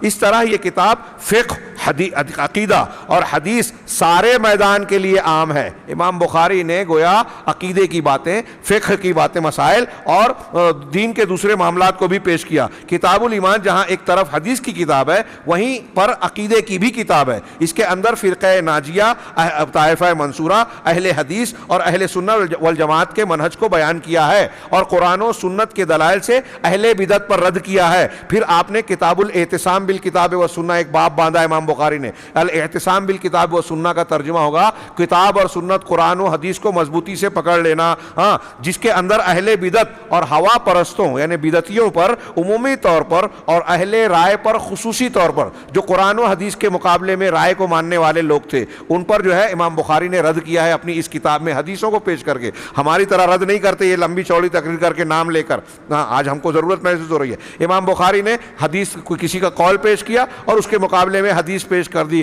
عنوان باپ کا قائم کیا، جو لوگ غلط چیز کو ہی مانتے ہیں اس کا رد کر کے عنوان قائم کر کے نیچے حدیث اور دلیل پیش کر دی، اور بتایا کہ یہ دلیل ہے جس کی بنیاد پر ان کا یہ قول رد ہوتا ہے۔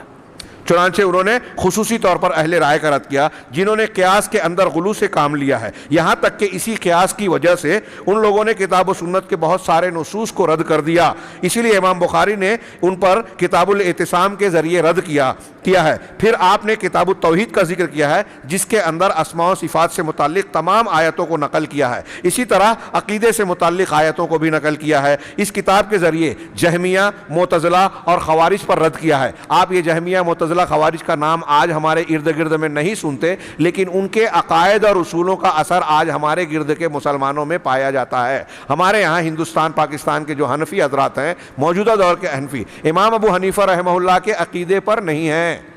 اچھی طریقے سے دماغ میں رکھیے، بہت ذمہ داری سے بول رہا ہوں، کتابوں میں حوالے موجود ہیں۔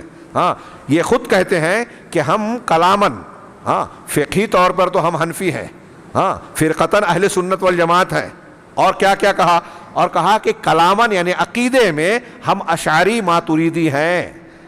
کیا ہیں؟ اشعری ماتریدی، اشاعرہ ماتریدی، ابو الحسن اشعری کی طرف نسبت رکھنے والے اشاعرہ کہلاتے ہیں، ہاں، اور ماتریدی یہ ماتریدیہ فرقے کی طرف نسبت رکھنے والے، ہاں ایک شخص گزرا ہے ماتریدی، اس کی طرف نسبت، اور ایک کلابیہ ایک فرقہ کہلاتا ہے۔ اور پھر اتنا ہی نہیں بلکہ سلسلے میں کہتے ہیں کہ طریقت و سلوک کے معاملے میں ہندوستان کے حنفی بڑے بڑے علماء کہتے ہیں کہ طریقت و سلوک میں ہم چشتی، قادری، نقشبندی بلکہ جامع السلاسل ہیں۔ تو یہ جو تصوف کا چشتی، قادری، نقشبندی کو مانتے ہیں، عقیدے میں اشعری ماتریدی کو مانتے ہیں، ان میں جو عقیدے اور طریقے پائے جاتے ہیں، یہ جو جملہ کہہ رہا ہوں اچھی طریقے سے اس کو سمجھیں، ذہن میں رکھیں کہ ان میں جو عقائد اصول پائے جاتے ہیں وہ دوسری قرآن، حدیث، صحابہ کے عقائد اصول سے ابھی ہٹیے، امام ابو حنیفہ رحمہ اللہ کے اقوال اور فرمودات کے مطابق وہ گمراہی ہیں۔ امام ابو حنیفہ کہتے ہیں کہ جو شخص یہ کہے کہ اللہ عرش پر نہیں ہے وہ کافر ہے۔ حاصل بتا رہا ہوں۔ اور یہاں اشعریت، ماتریدیت اور صوفیوں کے یہاں اگر آپ جا کے سوال کیجئے، آج آپ پوچھئے ہندوستان کے بہت سارے حنفی مسلمانوں سے کہ اللہ کہاں ہے، تو جواب دیں گے ہر جگہ ہے۔ بچوں، یہ بچے جو ہیں ادھر ادھر بات کر رہے ہیں، میں ایک سوال کر رہا ہوں، اللہ کہاں ہے؟ منہ سے بولیے جی، ماشاءاللہ۔ اللہ عرش پر مستوی ہے۔ دیکھیے ہمارے ہاں بچہ بول رہا ہے اللہ کا احسان و کرم ہے، احسان و کرم ہے کہ اللہ اپنی ذات، پورا جواب پھر سے میں دے رہا ہوں، اب دماغ میں رکھیے گا، یہ اب آئندہ کوئی پوچھے تو یہ کہیے کہ اللہ اپنی ذات کے ساتھ عرش پر مستوی ہے، قائم ہے۔ اب یہ پورا نہیں ہوا۔ اللہ اپنی ذات کے ساتھ کہاں ہے؟ عرش پر، اور علم اور قدرت کے ساتھ ہر جگہ ہے، کائنات میں ہر جگہ ہے۔ وَأَحَاطَ كُلَّ شَيْءٍ عِلْمًا، اللہ نے ہر چیز کو علم کے اعتبار سے گھیر رکھا ہے۔ اب یہ ایک موضوع ہے اپنی جگہ پر، اپنے مقام پر، کبھی موضوع رہا، موقع ملا تو ہم بیان کریں گے، دوسرے علماء کرام بیان کریں گے۔ یہ میں نے ایک مثال دی کہ حضرت امام ابو حنیفہ رحمہ اللہ کا جو عقیدہ ہے اس کے برخلاف آج ان کی طرف فقہ میں نسبت رکھنے والے احناف کا عقیدہ ان کے خلاف ہے۔ یہ وہ عقیدہ مانتے ہیں جس کو امام ابو حنیفہ کفر کہہ رہے ہیں۔ سوچئے، علامہ ابن تیمیہ نے لکھا ہے، میں یہ کئی مرتبہ پیش کیا ہوں، کہ یہ کتنی عجیب بات ہے، تعجب کی بات ہے کہ ایک آدمی اپنے آپ کو فقہ میں جس امام کی طرف نسبت رکھتا ہے اور عقیدے میں جس امام کی طرف نسبت رکھتا ہے، ان دونوں اماموں کا معاملہ کیا ہے کہ یہاں یہ والا امام اس امام کو گمراہ کہتا ہے، یہ والا امام اس امام کو جو ہے کافر اور گمراہ کہہ رہا ہے۔ امام ابو حنیفہ رحمہ اللہ کا جو عقیدہ ہے وہ اس عقیدے کے امام کے یہاں گمراہی ہے، اور اس امام کا جو عقیدہ ہے وہ اس امام کے نزدیک گمراہی ہے۔ یہ کتابوں میں موجود ہے، اور یہ دونوں کو مان کے لے کے چل رہے ہیں، دونوں کی گمراہیاں سمیٹ رہے ہیں۔ ابھی ہماری بات چھوڑ دیجئے، ہم کو بیچ سے نکال دیجئے، تو آپ کے امام کو گمراہ اور کافر کہہ رہے ہیں۔ سوچئے تھوڑی دیر کے لیے کتنی عجوبہ کاری ہے۔ تو میں عرض کر رہا تھا کہ یہ جو جہمیہ، معتزلہ، قدریہ، ان سب کا نام ہم لیتے ہیں تو آپ اور ہمارے دماغ میں یہ بات آتی ہے کہ ان کے نام آج نہیں ہے، ان کا نام نہیں ہے، لیکن ان کے اصول پائے جاتے ہیں۔ مسلمانوں میں آج بہت سارے طبقات، منکرین حدیث کی شکل میں، مقلدین کی شکل میں، تحریکیت کی شکل میں ایسے گروہ پائے جاتے ہیں جو ان گزشتہ زمانے کے گمراہ فرقوں اور بدعتی فرقوں کے عقائد و اصول کو اپنائے ہوئے ہیں۔ شیخ نے اس میں ذکر کیا ہے کہ یہ جو معتزلہ ہیں، جہمیہ ہیں، اور دو چار نام جو خوارج کے ہیں، نواسب کے ہیں، یہ بدعت کے بنیاد اور جڑ ہیں. اور آپ دیکھیں گے کہ بدعتوں کی جتنی بھی شاخیں اور فرقے پیدا ہوئے دنیا کے اندر، یہ سب کے سب اصل میں لوٹ کر انہی 4-5 فرقوں کی طرف پلٹتے ہیں. روافض، خوارج، جہمیہ، معتزلہ، ہاں انہی کی طرف سب پلٹتے ہیں. ان کے پھیلے ہوئے اصول لوٹ کر انہی کی طرف آتے ہیں. چنانچہ امام بخاری نے ان سب کا رد کیا. یہ اہل سنت والجماعت کا طریقہ ہے کہ قرآن و حدیث کو مانتے ہیں، اسے بیان کرتے ہیں، قرآن و حدیث کے خلاف اگر کوئی کچھ پیش کر رہا ہے تو اس کا رد کرتے ہیں. تبھی تو قرآن و حدیث کی حفاظت ہوگی. جو لوگ باطل کا، بدعت کا رد نہیں کریں گے، جو لوگ شرک کا، بدعت کا رد نہیں کریں گے، وہ دین کی خدمت نہیں کرتے. ہمارے ہاں لوگ بولتے ہیں صرف فضائل دیکھو، اختلاف میں مت پڑھو، شرک کوئی کر رہا ہے، بدعت کوئی کر رہا ہے، اس میں مت پڑھو، ہاں میٹھی میٹھی سنتوں پر عمل کرو، اس کے آداب کیا ہیں، اس کی فضیلت کیا ہے. یہ دین نہیں ہے. ہاں اگر ایک آدمی سیدھے بائیں ہاتھ سے کوئی حرام چیز کھا رہا ہے، پی رہا ہے، شراب پی رہا ہے، تو کیا آپ اس کو یہ بتائیں گے کہ آپ سیدھے ہاتھ سے پینے کی فضیلت ہے، شراب سیدھے ہاتھ سے پیجیے؟ ہاں یہ کہیں گے کہ حرام چیز جو ہے سور کا گوشت تو آپ الٹے ہاتھ سے مت کھائیے، سیدھے ہاتھ سے کھانے کی فضیلت ہے؟ یہ بولیں گے؟ نہیں نا. کیا بولو گے اس کو کہ یہ حرام ہے؟ تو یہ تو مسئلہ ہو گیا. اور ہمارے یہاں کچھ لوگ، ایک بہت بڑا طبقہ تبلیغ کا کام کر رہا ہے اور کہتا ہے ہم مسائل میں نہیں پڑھتے. آپ اگر مسئلہ نہیں جانتے، آپ کو اگر نماز پڑھنے کا طریقہ نہیں معلوم تو نماز کی فضیلت کیسے آئے گی؟ آپ کو اگر اللہ کے رسول صلی اللہ علیہ وسلم کی سنت کا علم نہیں ہے تو سنتوں کے فضائل اور برکات کیسے ملیں گے؟ لہٰذا فضیلت حاصل کرنے کے لیے پہلے مسئلہ جاننا پڑے گا. کل کا درس، کل کا عنوان ہے میرا علم، اس میں شاید یہ کچھ باتیں آئیں. علم بہت ضروری ہے، صحیح علم قرآن و حدیث کا، اسی کو ہدایت کہا گیا ہے، اس کی تعلیم دی گئی ہے کہ آپ دعا مانگے اللہم انی اسألک الہدی والتقی والعفاف والغنی. میں ہدایت مانگتا ہوں، صحیح علم مانگتا ہوں. اب صحیح علم نہیں ہے، گمراہی کو دین سمجھ رہے ہیں، بدعت کو سنت سمجھ رہے ہیں. تو امام بخاری نے ان سب فرقوں کا رد کیا جنہوں نے عقیدے کے باب میں انحراف کیا ہے. اس طرح یہ محدثین اپنی کتابوں میں صرف اس لیے حدیثوں کو نقل نہیں کرتے کہ انہیں صرف یاد کیا جائے. ہاں محدثین صرف اس لیے نہیں نقل کرتے کہ یاد کیا جائے، بلکہ عقیدے کے ابواب میں، حلال و حرام کے باب میں، عبادت و معاملات اور دین کے دیگر معاملات میں فقہ اور سمجھ حاصل کرنے کے لیے نقل کرتے ہیں یہ محدثین. اسی طرح امام مسلم نے کتاب الایمان کا ذکر کیا ہے، اسے جب آپ پڑھیں گے، صحیح مسلم میں کتاب الایمان پڑھیے تو اس میں آپ کو اندازہ ہوگا کہ امام شیخ محمد بن عبد الوہاب رحمہ اللہ نے اپنی کتابوں میں اسی سے اکثر نصوص سے استفادہ کیا ہے. اور امام محمد بن عبد الوہاب نے کتاب التوحید اور دوسری کتابیں لکھ کر جو اپنے دور میں عقیدے کی اصلاح کی. جب امام شیخ محمد بن عبد الوہاب آئے تھے سعودی عرب میں تو اس وقت وہاں بھی قبروں کی پوجا ہوتی تھی، لوگ غاروں پر جاتے تھے، مختلف جو ہے قبوں اور مزارات پر جا کے اپنی حاجت پیش کرتے تھے، مشکلات کا حل چاہتے تھے. ہر قسم کی شرکیات اور خرافات کا دورہ تھا دنیا میں. پختہ قبر، مسلمانوں کی تاریخ میں پختہ قبر اور قبر پرستی کا آغاز شیعوں نے کروایا. یہ وہاں عام تھی، آج ہمارے یہاں عام ہے. شیخ محمد بن عبد الوہاب رحمہ اللہ کی قربانیاں اور دعوت دیکھیے. انہوں نے جو کتابیں لکھی، جو کام کیا، جو سمجھایا، تو اس میں جو طریقہ انہوں نے اختیار کیا، یہ امام بخاری، امام مسلم کی کتاب کا زیادہ تر استفادہ کیا انہوں نے.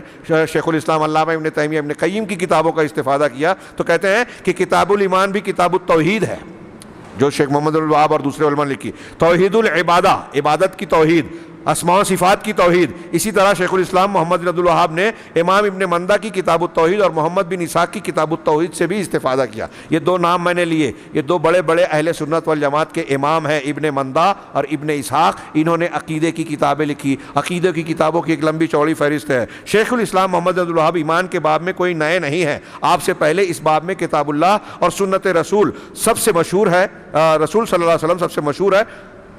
اور تمام ائمہ اسلام نے اس باب میں کچھ نہ کچھ تحریر کیا جن کے اندر بدعات اور گمراہیوں پر رد موجود ہے. ساتھ ہی سنت کے علم کو بلند کیا گیا اور یہ زمانے کے ہر مرحلے میں پایا گیا. آپ اللہ کے رسول کے دور سے آج تک کا دور دیکھیں گے، ہر زمانے میں ایسے علماء پیدا ہوئے جنہوں نے عقیدے کی کتابیں لکھی، منہج کی کتابیں لکھی، حق کو پیش کیا، اہل بدعت کا رد کیا. امام بخاری نے صحیح بخاری کے علاوہ خلق و افعال العباد کی بھی تالیف کی جس کے اندر جہمیہ پر رد کیا ہے اور ان لوگوں پر جو خلق قرآن کا عقیدہ رکھتے ہیں، ان کی تکفیر کی ہے اور ان کے کفریات کو نقل کیا۔ صحیح بخاری کا آخری باب جس کو کتاب التوحید کرتے ہیں، کتاب الرد علی الجہمیہ کے عنوان سے، اس میں ہر باطل فرقے کا رد کیا، ان کی تکفیر کی ہے، ہاں جو خوارج وغیرہ، کیونکہ ان لوگوں نے اللہ تعالیٰ کے علو اور عرش پر مستوی ہونے کو نقل کیا ہے۔ اس کتاب کے اندر سلف کے اقوال کو نقل کیا ہے۔ سعید بن عامر سے نقل ہے کہ انہوں نے کہا میں نے جہمیہ سے برا کسی کو نہیں دیکھا، کیونکہ یہود و نصارہ اور تمام ادیان کے ماننے والے اس بات پر متفق ہیں کہ اللہ آسمان میں اور عرش پر مستوی ہے۔ یہود و نصارہ بھی یہ مانتے ہیں کہ اللہ تعالیٰ آسمان میں ہے، عرش کے اوپر ہے، ہاں، لیکن اور یہ لوگ کہتے ہیں کہ وہ ہر جگہ موجود ہے، جیسا کہ ابھی میں نے بیان کیا، ہاں۔ اور امام مالک سے نقل کیا ہے کہ آپ سے اس شخص کے بارے میں سوال کیا گیا جو خلق قرآن کا عقیدہ رکھتا ہے کہ قرآن پیدا کیا گیا ہے، مخلوق ہے، تو امام مالک نے فرمایا کہ وہ کافر ہے، اگر توبہ کر لے تو ٹھیک، ورنہ اسے قتل کر دیا جائے گا۔ آج ہمارے یہاں جن لوگوں سے کچھ لوگ متاثر ہیں، جس میں سید قطب کا بھی آگے انہوں نے ذکر کیا، وہ قرآن کو مخلوق مانتے ہیں، جس کو امام مالک کہہ رہے ہیں کہ اگر ایسا کوئی عقیدہ رکھے تو وہ کافر ہو جائے گا۔ عبد الرحمن بن مہدی سے سوال کیا گیا اور ان کے علاوہ بہت سے لوگوں سے سوال کیا گیا، سب کو امام بخاری نے نقل کیا، تو ان سب نے خلق قرآن کا عقیدہ رکھنے والوں کی تکفیر کی، یعنی انہیں کافر قرار دیا۔ اسی طریقے سے وہ کہتے ہیں کہ اسی طرح امام بخاری کے علاوہ امام بغوی نے اپنی کتاب شرح السنہ کے مقدمے میں بھی نقل کیا ہے۔ اس کتاب میں 150 صفحات کے اندر ایسے عقیدے کے بارے میں بطور تمہید کے، اسی طرح یعنی عقیدے کے بارے میں باتیں بیان کی گئی ہے بطور تمہید، اسی طرح سلف کے منہج کی خدمت پر اور ہوا پرستوں، اہل باطل اور بدعتیوں پر رد کیا ہے۔ وقت ختم ہو رہا ہے، 5-10 منٹ ملے گا۔ محترم حاضرین، یہ اذان سے پہلے کچھ اقتباسات یا نمونے جو شیخ نے پیش کیے میں اس کو پیش کر رہا تھا، اس کو چھوڑ کر پھر اس کے بعد شیخ نے یہ دلیلیں دی کہ قرآن میں اللہ تعالیٰ نے، پھر رسول اللہ صلی اللہ علیہ وسلم نے اہل بدعت اور گمراہ لوگوں سے آگاہ کیا ہے۔ یہ ردود اور تردید کوئی ہماری اختیار کی ہوئی چیز نہیں ہے۔ بعض چیزیں ایسی ہوتی ہیں کہ ان کو نظر انداز کیا جائے، لیکن اگر کوئی بدعت، کوئی بدعقیدگی، کوئی ایسی چیز جو مسلمانوں کے گمراہ ہونے کا سبب بن سکتی ہے، تو تمام اہل حق مسلمانوں کا یہ فرض بنتا ہے کہ وہ اس کو ظاہر کریں، بے نقاب کریں اور لوگوں کو آگاہ کر کے ان کے دین و ایمان کو بچائیں۔ اس دین و ایمان کو بچانے میں دنیا کی ہدایت کی حفاظت بھی ہے اور آخرت میں نجات کی حفاظت بھی ہے۔ یہ بہت ضروری چیز ہے، لہٰذا بدعات کا رد، خرافات کا رد ضروری ہے۔ اور یہ نبی کریم صلی اللہ علیہ وسلم کے بعد صحابہ، تابعین، تبع تابعین، محدثین، ائمہ کرام اور اس کے بعد کے تمام کبار علماء اہل سنت والجماعت نے کیا، اس کا کچھ نمونہ یہ پیش کر رہے تھے۔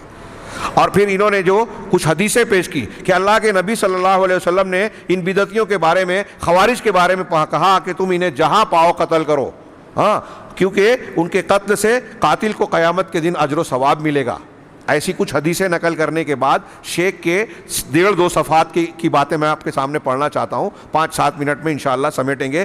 یہ کہہ رہے ہیں شیخ کہ اللہ کے رسول تو یہ کہہ رہے ہیں کہ اہل بدعت کے ساتھ یہ سلوک کرو، ان کا ساتھ مت دو، قتل کر دو، یہ کر دو، لیکن آج ہم دیکھ رہے ہیں کہ کچھ لوگ ان بدعتیوں کو پناہ دیتے ہیں، کچھ تو ان کی سرپرستی کرتے ہیں اور کچھ ان کا اور ان کے بدعات کا دفاع کرتے ہیں، جبکہ یہ صحابہ کو گالی دیتے ہیں۔ ایران کے روافض صحابہ کو گالی دیتے ہیں۔ ابو لولو فیروز جو حضرت عمر کا قاتل ہے، اس کے مقام کو بہت بڑا زیارت کا مقام بنا رکھا ہے۔ میں نے خلد آباد میں تقریر کرتے ہوئے ایک کتاب کی تصویریں پیش کی تھی، جو اس کا گیٹ اور اس کا بہت بڑا، شیعہ حضرات بڑی تعداد میں وہاں جاتے ہیں زیارت کرنے اور اس کو بابا فیروز کہتے ہیں، ابو لولو فیروز کو بہت بڑا بابا مانتے ہیں اور وہاں اس کا طواف کرتے ہیں اور نہ جانے کیا کیا خرافات، اور اللہ کے رسول صلی اللہ علیہ وسلم کے صحابہ کرام کو برا بھلا کہتے ہیں۔ تو کہہ رہے ہیں کہ جو صحابہ کو گالی دے رہے ہیں، ہمارے جماعت اسلامی والے، اخوان المسلمین، مرسی کی حکومت آئی تو وہ ان سے دوستی گانٹ رہا ہے، ان کی سرپرستی کر رہا ہے، ان کے مقابلے میں اہل الحدیث اور سلفیوں کو جو آنکھیں دکھائی جاتی ہے، جملے کسے جاتے ہیں، دھمکیاں دی جاتی ہے، تو یہ کہہ رہے ہیں کہ کچھ تو ان کی سرپرستی کرتے ہیں اور کچھ ان کا اور ان کے بدعات کا دفاع کرتے ہیں، جبکہ یہ صحابہ کو گالی دیتے ہیں، انبیاء کو برا بھلا کہتے ہیں، وحدت الوجود کے قائل ہیں۔ ہندوؤں کا عقیدہ اور صوفیوں کا عقیدہ جو ہمارے یہاں وحدت الوجود، یہ سب سے گھناؤنا شرک اور کفر ہے۔ کبھی موقع رہا تو تفصیل آپ کو بیان کریں گے، یا آپ اپنے علماء سے پوچھئے کہ وحدت الوجود کے قائل ہیں، اشتراکیت کا عقیدہ رکھتے ہیں، ان کے علاوہ بھی بہت کچھ ہے، پھر بھی ایسے لوگوں کا یہ پرچار کرتے ہیں اور انہیں مجدد دین و ملت کہتے ہیں۔ ہمارے ہاں یہ جو اشارہ کر رہے ہیں سید قطب اور ایسی شخصیات کی طرف کہ یہ ان کے یہاں وحدت الوجود ہے، قرآن کو مخلوق کہتے ہیں، ہاں وحدت الوجود کا عقیدہ سورہ اخلاص کی تشریح میں انہوں نے بیان کیا. اشتراکیت ہے. یہود و نصارہ کی فکر کو فلسفے کی تشریح کرتے ہوئے سید قطب نے یہ بیان کیا کہ اسلام جو ہے وہ یہود اور کیا ہے جو ان کی جو سوشلزم ہے اور جمہوریت ہے اس کا ملاپ کر کے کامل شکل میں پیش کیا گیا. اسلام کو وہ یہود و نصارہ کے پیش کیے ہوئے فکر کا کامل نمونہ کہتا ہے وہ آدمی. ہاں یہ خود بجائے خود کفر کی جیسی بات ہے. تو کہہ رہے ہیں جبکہ ان کے پاس خوارج سے بھی زیادہ بدعات پائی جاتی ہیں. جدید دور کی خارجیت, آگے شیخ نے کئی اقتباس میں کہا, شاید ہم وہ نہ پڑھ سکیں, ہاں کہ جو اس وقت کے خارجی تھے جن کو رسول اللہ صلی اللہ علیہ وسلم نے کہا تھا کہ ان کو اگر پانا تو قتل کر دینا, اس دور کے خارجیوں کے مقابلے میں آج سید قطب کی فکر والے جو خارجی ہیں, جو دنیا کے تمام مسلمانوں کو ایک طرف کافر کہہ کے خارجی منہج کو اختیار کرتے ہیں, مسلم حکومتوں مسلم علماء کے خلاف جو ہے وہ خارجیوں کی طرح روش اختیار کرتے ہیں, وہیں ان کے یہاں شرک اور بدعت کی انتہائی گھناؤنی شکل پائی جاتی ہے. شیخ ربیع نے کہا کہ اس دور کے خارجیوں میں یہ شرک نہیں تھا, پھر بھی اللہ کے رسول نے کہا کہ یہ سب سے برے مخلوق ہیں, سب سے برے لوگ ہیں. اور اس دور کے خارجیوں میں سید قطب جیسے لوگوں میں تو خارجیت کی فکر کے ساتھ ساتھ شرک ہے, وحدت الوجود ہے, اشتراکیت کا عقیدہ ہے, قرآن کو خلق مخلوق کہنے کا قول موجود ہے, صحابہ کرام کو انبیاء کرام کو برا بھلا کہنے کی عبارتیں موجود ہے, انبیاء کرام کو بھی نہیں بخشا. ان کی تفسیر کو دیکھیے, انہوں نے بیان کیا ہے. تو یہ کہتے ہیں آخر ہم اس فرقہ ناجیہ کے مقابلے میں کہاں پہنچ چکے ہیں. آج بہت سارے نوجوان ان سے متاثر ہیں, سوشل میڈیا پہ دیکھ سکتے ہیں. اللہ کی قسم, شیخ کہتے ہیں اللہ کی قسم, جو روافظ سے دوستی کرے وہ روافظ جو رسول اللہ صلی اللہ علیہ وسلم کے ساتھیوں پر طعن کرتے ہیں, اور جو صوفیوں سے دوستی کرے ان کے تمام اباطیل اور خرافات کے باوجود اور ان کا دفاع کرے اور اہل سنت پر الزام لگائے, کیا وہ بھی انہی میں سے نہیں ہے؟ کیا وہ باطل کا ساتھ دینے والا نہیں ہے؟ آج ترکی کی جو حکومت ہے طیب اردوغان کی, قبر پرست اور تصوف کی جو ہے وہ جو ہے سرپرستی کرنے والی, لوگ اس کا ساتھ دیتے ہیں, سعودی عرب کی مخالفت کرتے ہیں. ایران کی رافضی حکومت کا ساتھ دے رہے ہیں یہ تحریکی, اور سعودی کی مخالفت کرتے ہیں. ان کے کارنامے نظر نہیں آتے, ان کی خرابیاں نظر نہیں آتی. آگے کہہ رہے ہیں جو اہل بدعت سے دوستی کرے جن کی کتابیں کفریہ گمراہیوں سے بھری ہوئی ہیں, پھر بھی ان سے دوستی کا مظاہرہ کرے, ان کے دفاع میں جان دینے کے لیے تیار رہے اور ان لوگوں کے خلاف لڑائی کے لیے تیار ہو جو ان بدعتیوں پر نقد کرے, ان کے شر و فتن سے لوگوں کو آگاہ کرے, یعنی اہل الحدیث ان کی بدعات کو واضح کرے, رسول اللہ صلی اللہ علیہ وسلم اور سلف کے منہج کو پر عمل کرتے ہوئے پھر بھی یہ آ کر الٹا انہی پر الزام لگائیں جو صحیح کام کر رہے ہیں, ہاں, اور ان کے خلاف پروپیگنڈا کرتے ہوئے کہیں کہ اہل سنت ہم ہیں, ہم اللہ کے مددگار ہیں, سید قطب مجدد ہیں, البنا حسن البنا مجدد ہیں, المودودی جو ہے مجدد ہیں, حالانکہ یہ سب بدعتی اور گمراہ ہیں. یہ شیخ ربیع کہہ رہے ہیں. سید قطب اور حسن البنا اور مودودی کا نام انہوں نے لیا.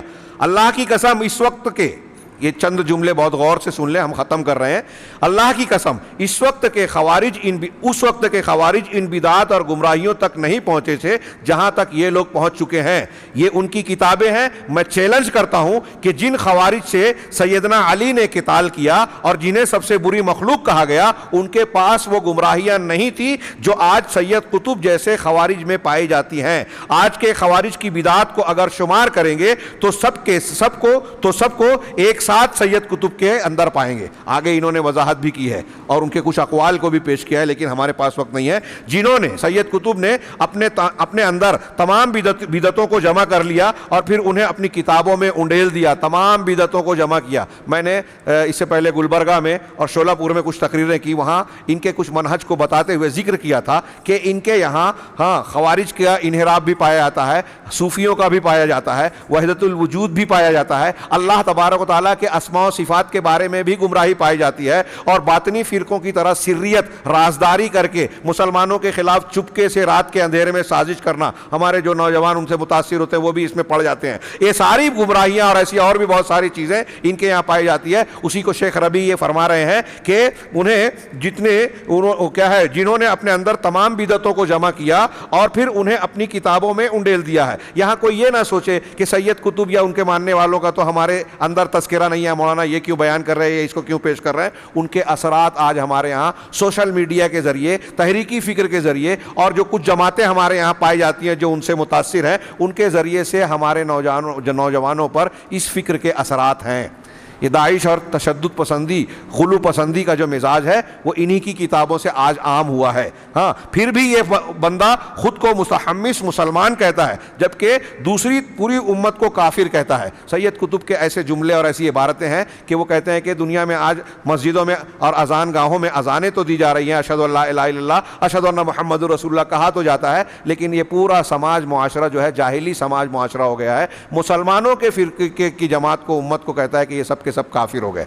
ایک صاحب نے ان سے پوچھا کہ یہ کافر ہو گئے تو پھر ہم ان کا ذبیحہ کھا سکتے کہ نہیں؟ تو کہا اہل کتاب کی طرح، اہل کتاب کے مقام پر رکھ کے، جیسے یہود و نصارہ کے ذبیحے کو اسلام نے جائز کیا ہے، ان کو بھی جو اپنے آپ کو مسلمان کہتے ہیں ان کے ذبیحہ کھا لو.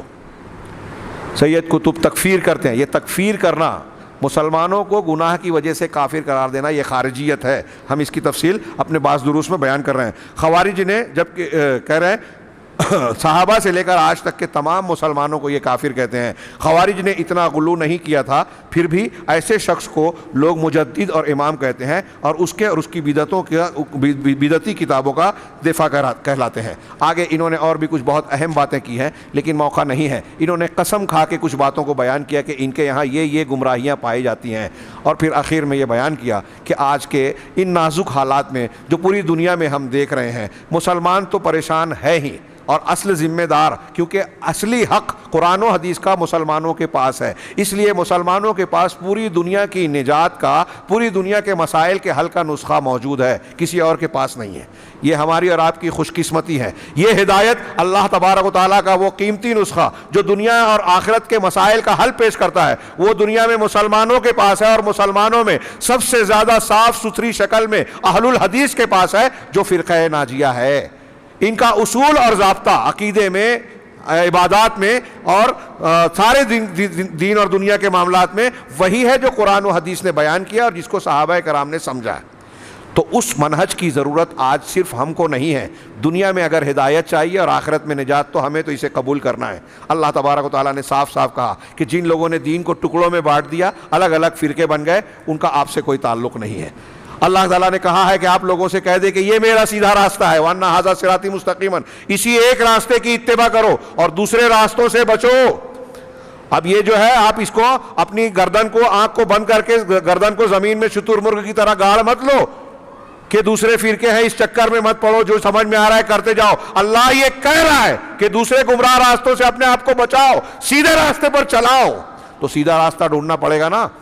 تو وہ کون سا سیدھا راستہ ہے؟ وہی فرقہ ناجیہ کا طریقہ ہے، ما انا علیہ واصحابی، جس پر جناب محمد رسول اللہ صلی اللہ علیہ وسلم تھے، عقیدے میں، عبادات میں، عمل میں، منہج میں، اور جس پر صحابہ کرام تھے. قیامت تک یہی حق ہے، یہی سچ ہے، اور اسی کو اختیار کرنے والا گروہ فرقہ ناجیہ ہے. اللہ تعالیٰ سے دعا ہے کہ وہ ہمیں اس خوش نصیب گروہ کا فرد بنائے اور دنیا میں بھی ہدایت یاب بنائے اور آخرت میں بھی ہم کو نجات سے ہمکنار کرے. ہمارے بہت سارے مسلمان بھائی جو خلوص سے محنت کر رہے ہیں، وقت، پیسہ اور نہ جانے کیا کیا دین کی خدمت میں لگاتے ہیں، دعوت کے راستے میں چلتے ہیں، ان کو یہ چیز سمجھ میں نہ آنے کی وجہ سے وہ بدعت کی تائید کرتے ہیں، جھوٹی حدیثیں بیان کر رہے ہیں، ناحق باتوں کو لوگوں کے سامنے پھیلا رہے ہیں اور اہل حق اور حق سے دشمنی اختیار کرتے ہیں. پروردگار سے ہم اپنی کوشش کریں محبت کے ساتھ، اور پروردگار سے دعا کریں کہ اللہ تعالیٰ ان کو بھی صحیح سمجھ عطا فرمائے. آج پوری دنیا کو اسلام کی ضرورت ہے.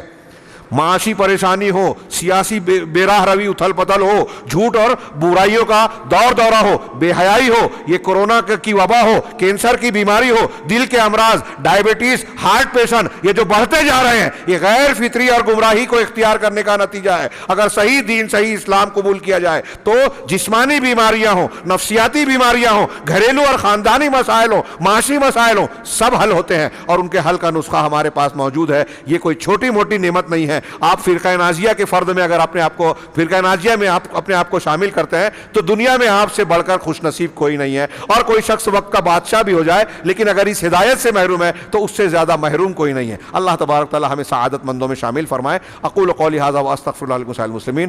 بارک اللہ لنا ولکم فی القرآن المجید. وصلی اللہ علی نبینا محمد وآخر دعوانا ان الحمد للہ رب العالمین.